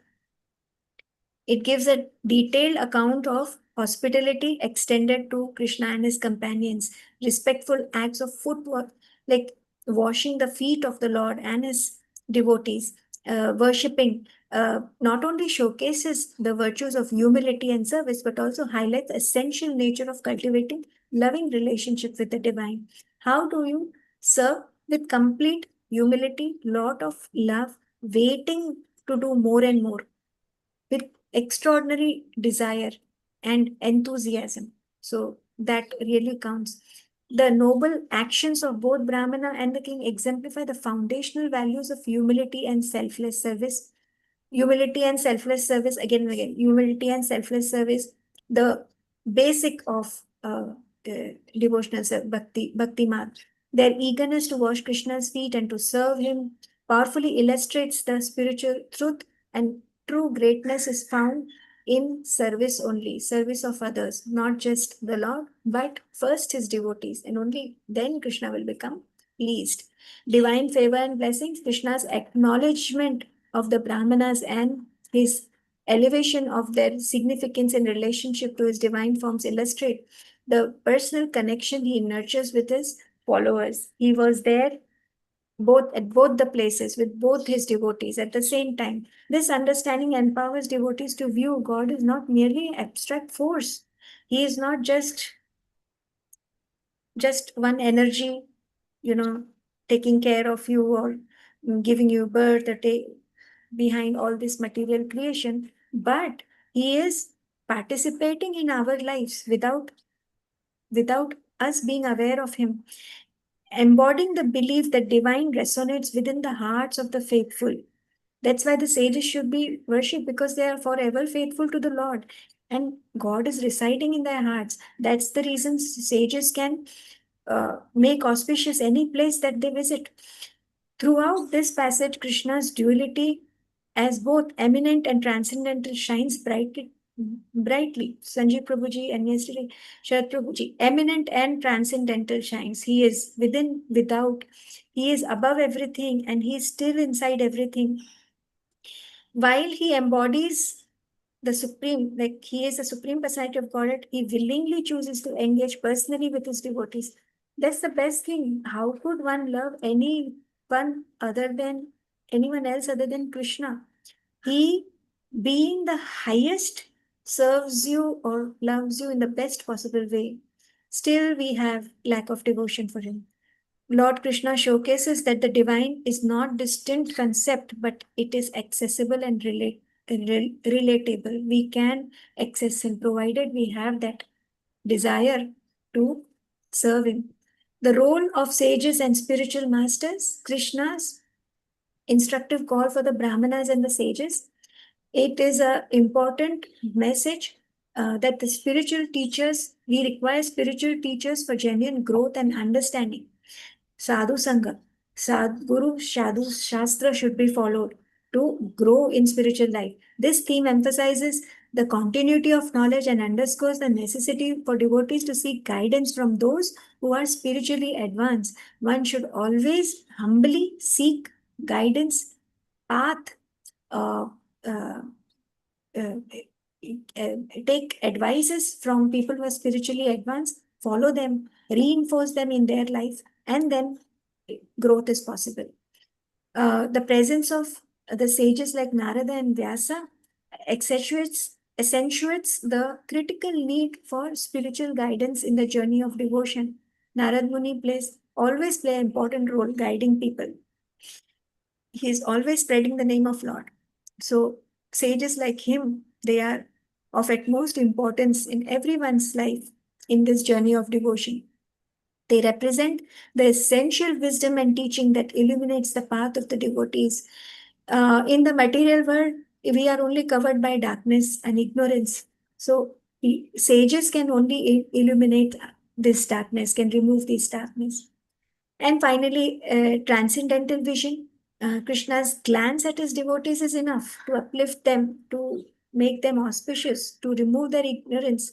So here we saw how just to bless the king and the Brahmana, Krishna on the way blessed everyone, made everyone auspicious, removed the ignorance of so many other people. So this theme implores devotees to seek deeper understanding of their existence beyond superficial attachments, like not just me and my family. Devotees are should be respected because they are uplifting everyone that are surrounding them. So hence one should have a deeper understanding of one's existence beyond superficial attachments, advocating that a personal connection with the divine leads to authentic enlightenment. Original enlightenment, final enlightenment is with the personal connection with the divine. Then this passage vividly portrays how Krishna imparts divine vision, lifting the veil of materialism. Moment Krishna will look at you, the veil of materialism will go away. That is when, if only if you are a devotee, and if you if you believe in it, non-believers will only become demonic only. Even though Krishna is there with them, killing them in front of them, still they would not recognize because of pride. They are just not they are not allowing themselves to become Krishna conscious. So this transformation underscores the remarkable power of divine grace, elevating one's consciousness and a perspective on reality. So our endeavors definitely play a very important role, but without his divine grace, this veil of Maya will not be removed. So let us end with these three important questions over here. What specific qualities and practices can devotee adopt to cultivate personal relationship with Lord?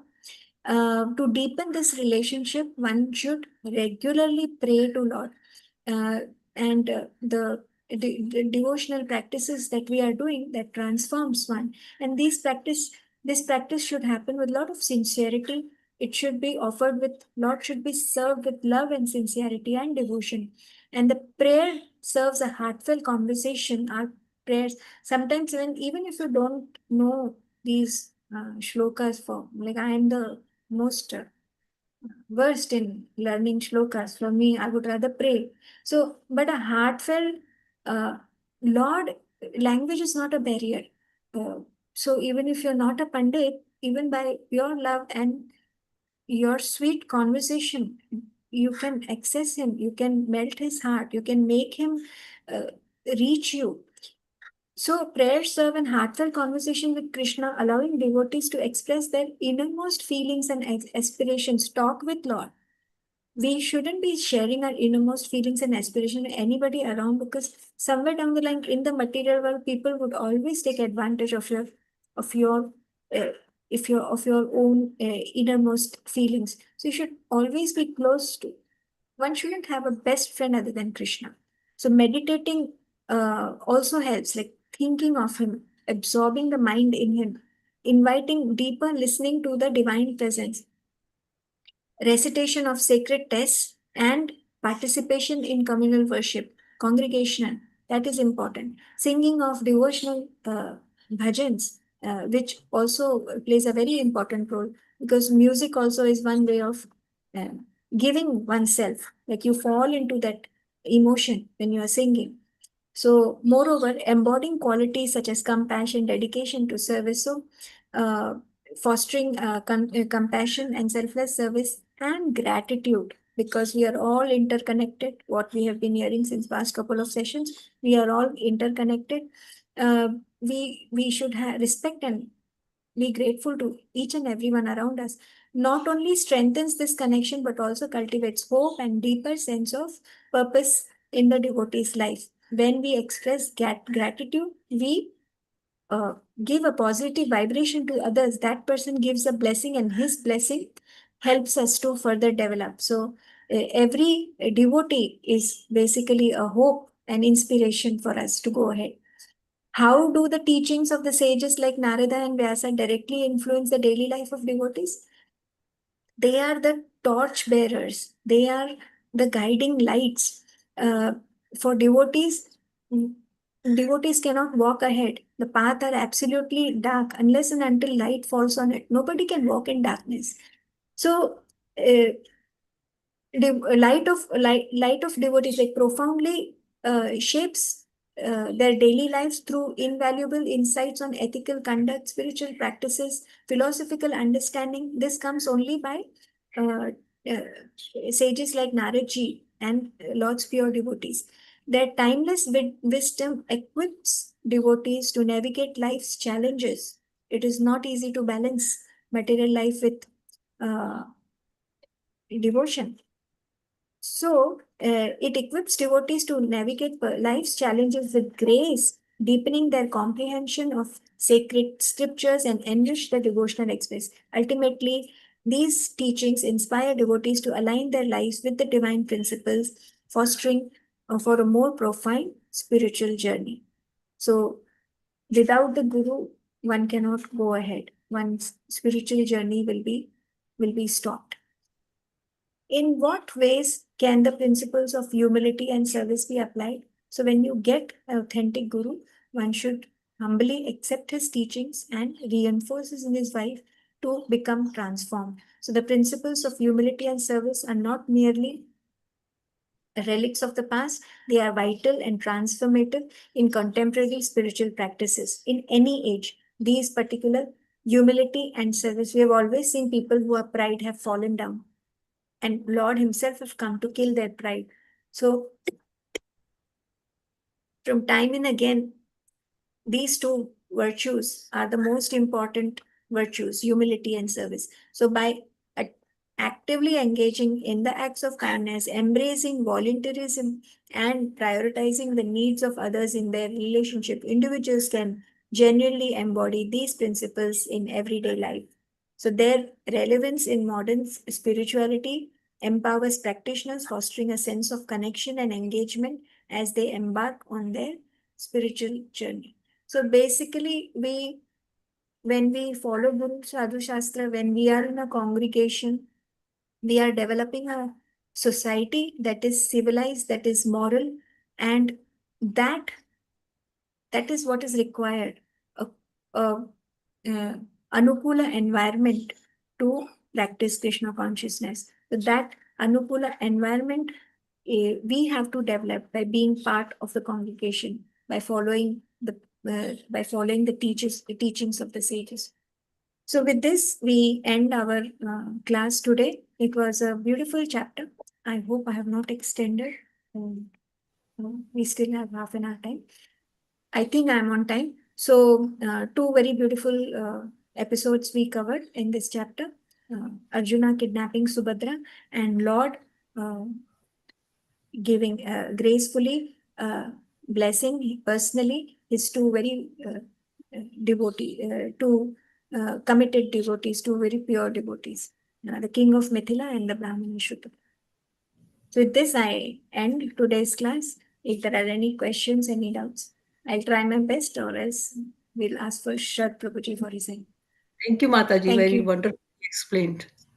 Thank you, Thank you. Mataji. Thank you very much.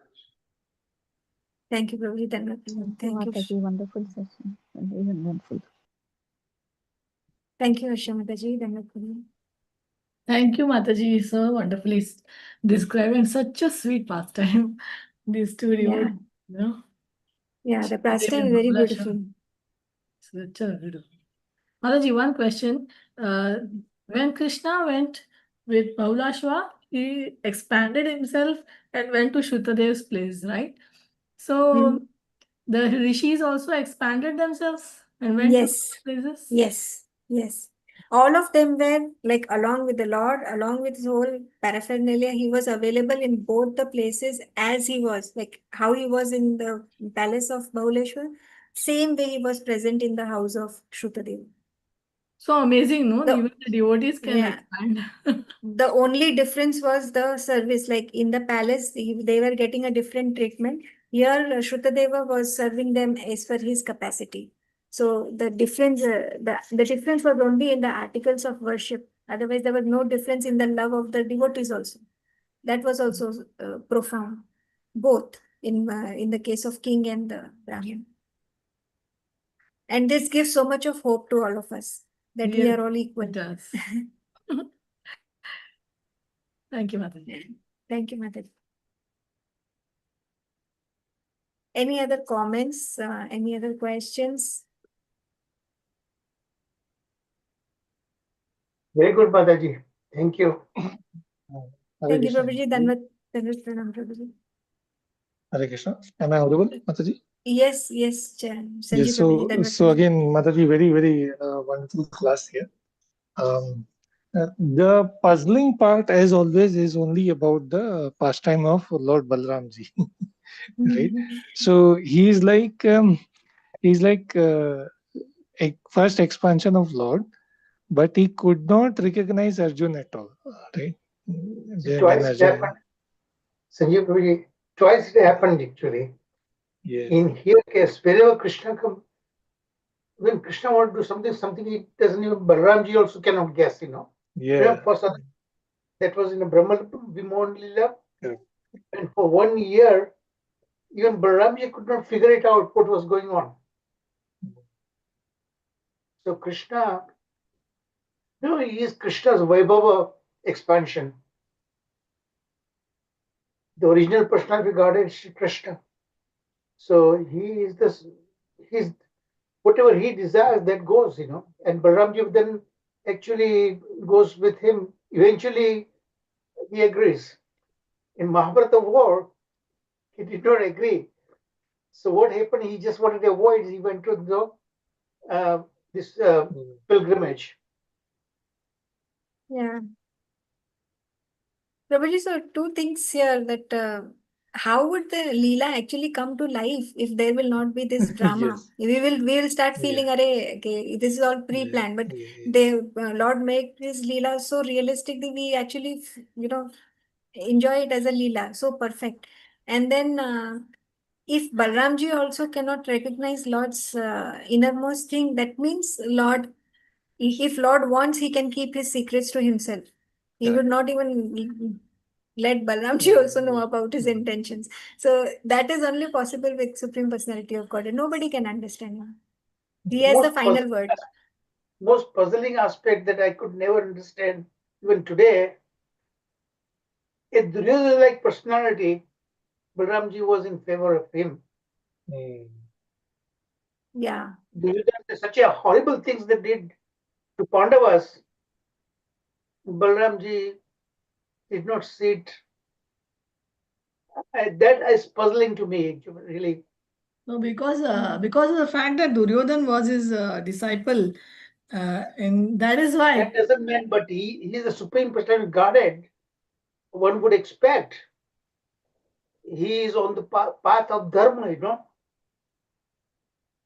Yes, but he also helped the Pandavas in all the ways, like while the Indraprastha was formed, Balramji only helped in many ways. Yeah, that's true. But it was very glaring in Mahabharata. He was totally towards the Kaurava side, totally towards the Kaurava side.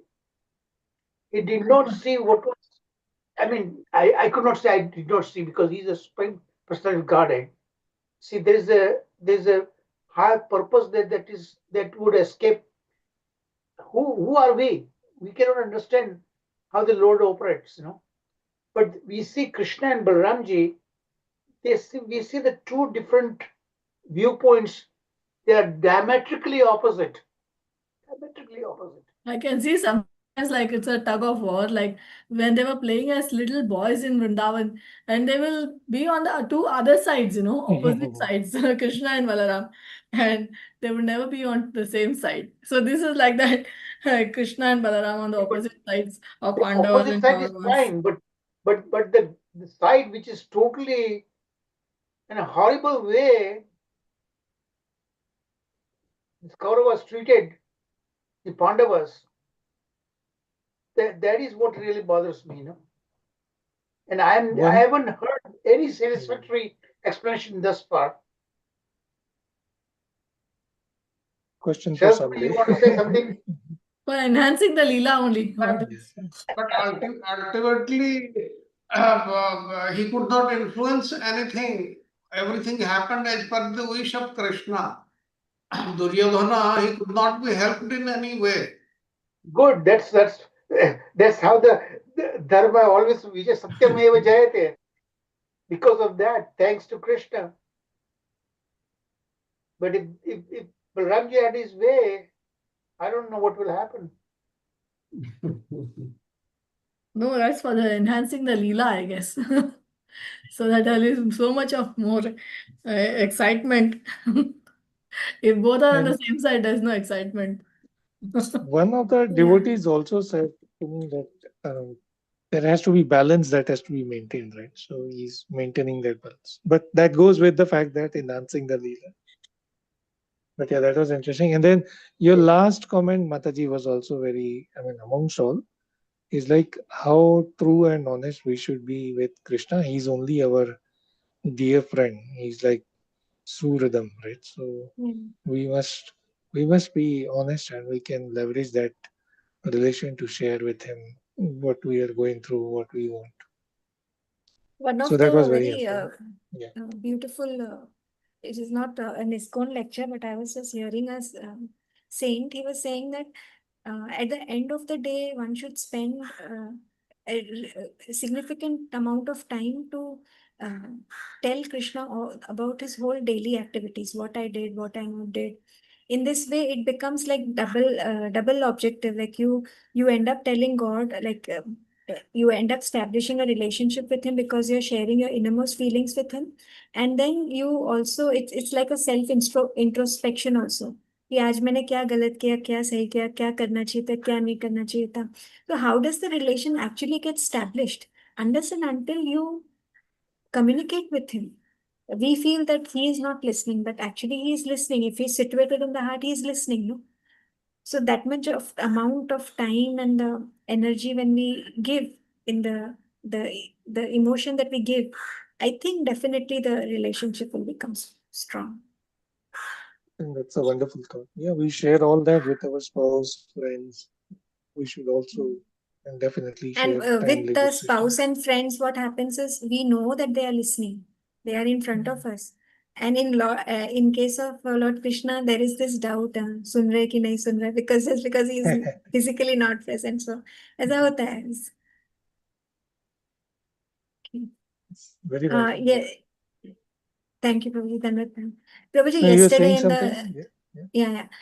yesterday in the second half of the question answer session, actually I was listening, but I was not in front of my laptop to ask a question. So Sharad Prabhuji, I wanted to ask you, like we were talking, actually we discussed on this, not asking anything from Lord. Like this was a very important takeaway.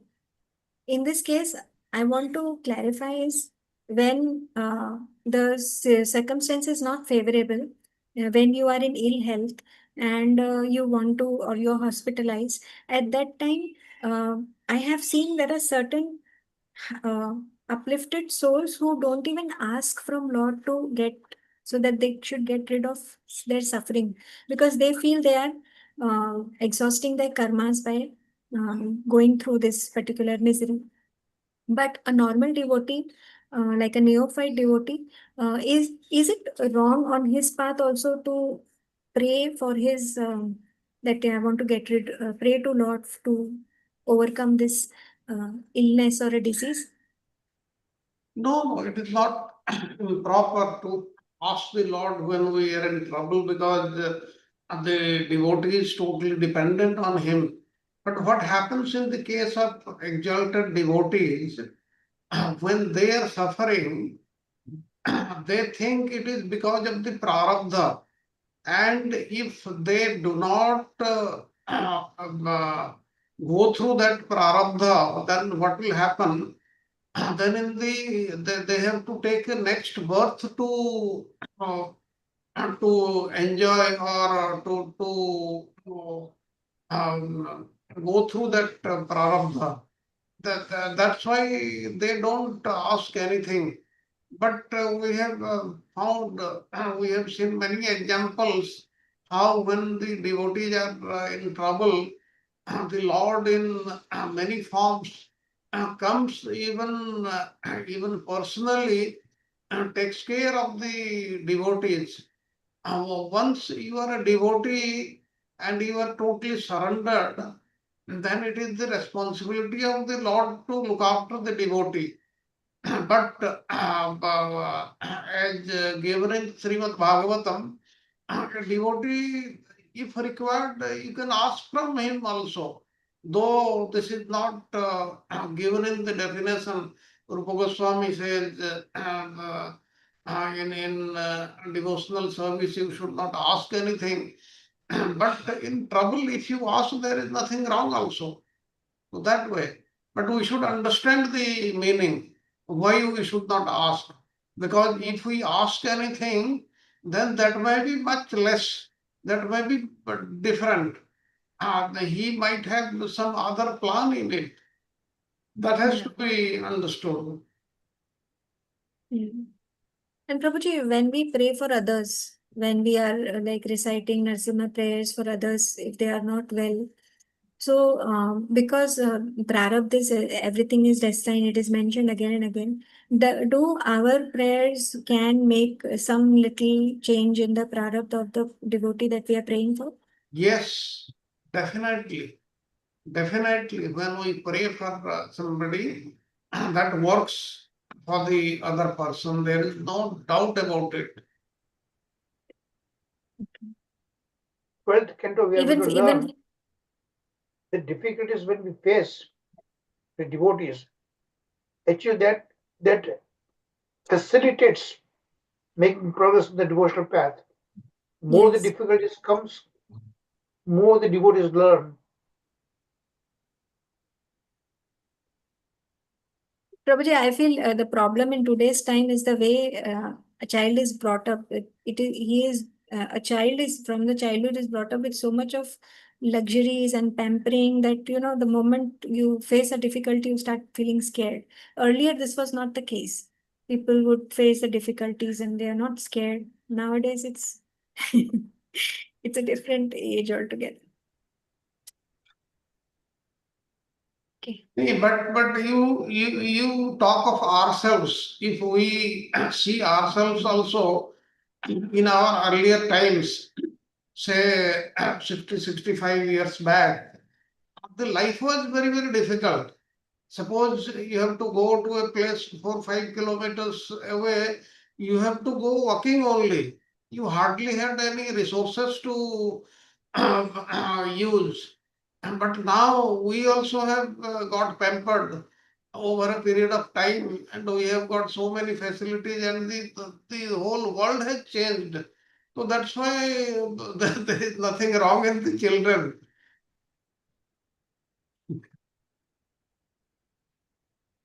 Yes.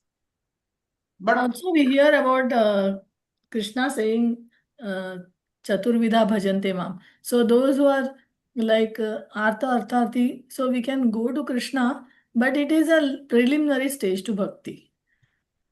It hey, is but not. please remember that Artha, Artharthi, all that those 4 types, they are all devotees. They are Yeah, not Gajendra like that. non-devotees. So that is what is common to all 4 of them. They are all devotees of the Supreme Lord. They understand everything. Like Gajendra was asking, praying. Yes, yes. Yes, what could he do for 1,000 years? He was trying to get rid of the crocodile, but he could not. Ultimately, he had to call for the mercy of the Supreme Lord. Rather, he remembered at the last moment because of his tapasya, his penances in his previous lives. And you Prabhuji, know Lord who was, only. you know who was he in his previous life? Pratidumna, That's no? what Bhagavatam, Krishna makes us remember something we have done good in bhakti platform. In the next life, he will make us remember that thing. That's a wonderful blessing actually. He was King Indradyumna in his In previous life. yeah, in the Mataji, I have one comment, Padre. See, like that example of Arjuna dressing up as a sannyasi. So there are three instances. Like for example, there's a Rakshasa like Ravana, who's an Asura. He dressed up as a sannyasi to abduct Mother Sita. So this was like one case, and another case was Indra dressing up as a sannyasi to steal the horse of Prithu Maharaj. Yes. And so this becomes like greed. So that was lust, this was greed. And here Arjuna many places in this episode, as you read, was like he was passionately in love with. So this seems like very passionate thing. But actually this is ordained by the Lord and this is okayed by the Lord. And that's why when Krishna says okay, everything is fine. But actually dressing up as a sannyasi and doing any kind of things is objectionable, because sannyasi's dress is then becomes very like defiled, you know. Yeah, this was known by Krishna. This was sanctioned by Vasudeva and Devaki. So everything. It was suggested by Krishna himself to kidnap Yes. Subhadra. Yes, but to dress up as a sannyasi, I don't know, So that's a good idea. I believe that Krishna could not accept Subhadra being married to a Duryodhana-like personality, you know. Yeah, that is true. But I'm talking about the dress. So the dress being So yeah, defiled. see, I don't know how you. There are two different ways you can look any particular situation. Any particular situation, there's more than one way of looking at it, you know.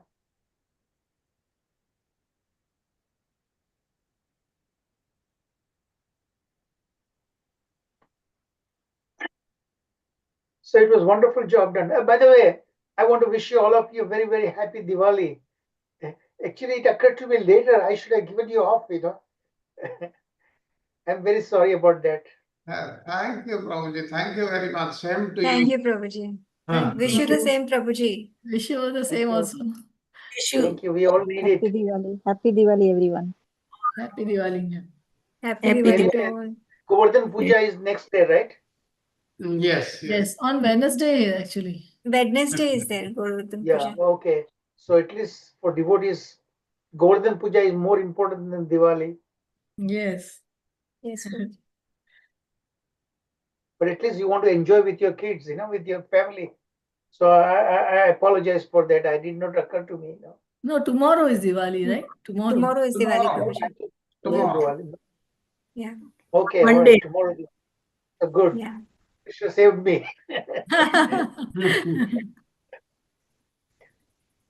So enjoy with your family. Wishing a very, very happy Diwali to every one of you. Thank you, Maiji. Thank you. Thank you, Thank you, Prabhuji. Prabhuji. Wish you the Thank same, Prabhuji. Dandavat pranam. Thank Same. you. So are there any more questions, or perhaps we can So conclude can the I do class? the Narsimha prayers? Yeah, Yes, please go ahead, Mataji. Bhatani. Please.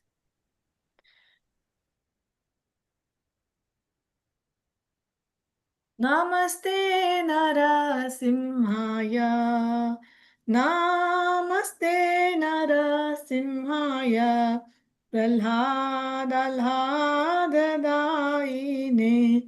प्रह्लादल्हाददायिने हिरण्यकाशीपूर्वक्षः हिरण्यकाशीपूर्वक्षः शिलाटङ्कानखालये शिलाटङ्कानखालये इतो नरसिंहा परतो नरसिंहा इतो नरसिंहा परतो नरसिंहा यतो यतो यामि ततो नरसिंहा यतो यामि ततो नरसिंहा बाहे नरसिंहा हृदये नरसिंहा बाहे नरसिंहा हृदये नरसिंहा नरसिंहमदीं शरणं प्रपदे नरसिंहमदीं शरणं प्रपदे तव करकमलवरे नखा अद्भुतशृङ्गान्दलिता हिरण्यकशिपु तनुभृङ्गम् केशवधृता नरहरिरूपा जय जगदीश हरे जय जगदीश हरे जय जगदीश हरे जय नरसिंहदेव नरसिंहदेव नरसिंहदेव जय नरसिंहदेव जय प्रहलाद महाराज प्रहलाद महाराज प्रहलाद महाराज जय प्रहलाद महाराज जय जय प्रभुपाद प्रभुपाद प्रभुपाद जय जय प्रभुपाद। सिंहदेव भगवान की जय। भक्तराज प्रहलाद महाराज की जय। जगत गुरु लीला प्रभुपाद की जय। Hare Krishna. Thank you, Mataji. Thank you, Mataji. Thank you. Thank you, Mataji. Hare Krishna, Bhagwan. Thank you, Mataji. Thank you, Mataji. प्रणाम। Thank you. Thank you, Sharad Prabhuji. Thank you. Thank you. Happy Diwali, Prabhuji. Thank you, Sanjeev Prabhuji. Hare Krishna. Happy Diwali, Prabhuji. Happy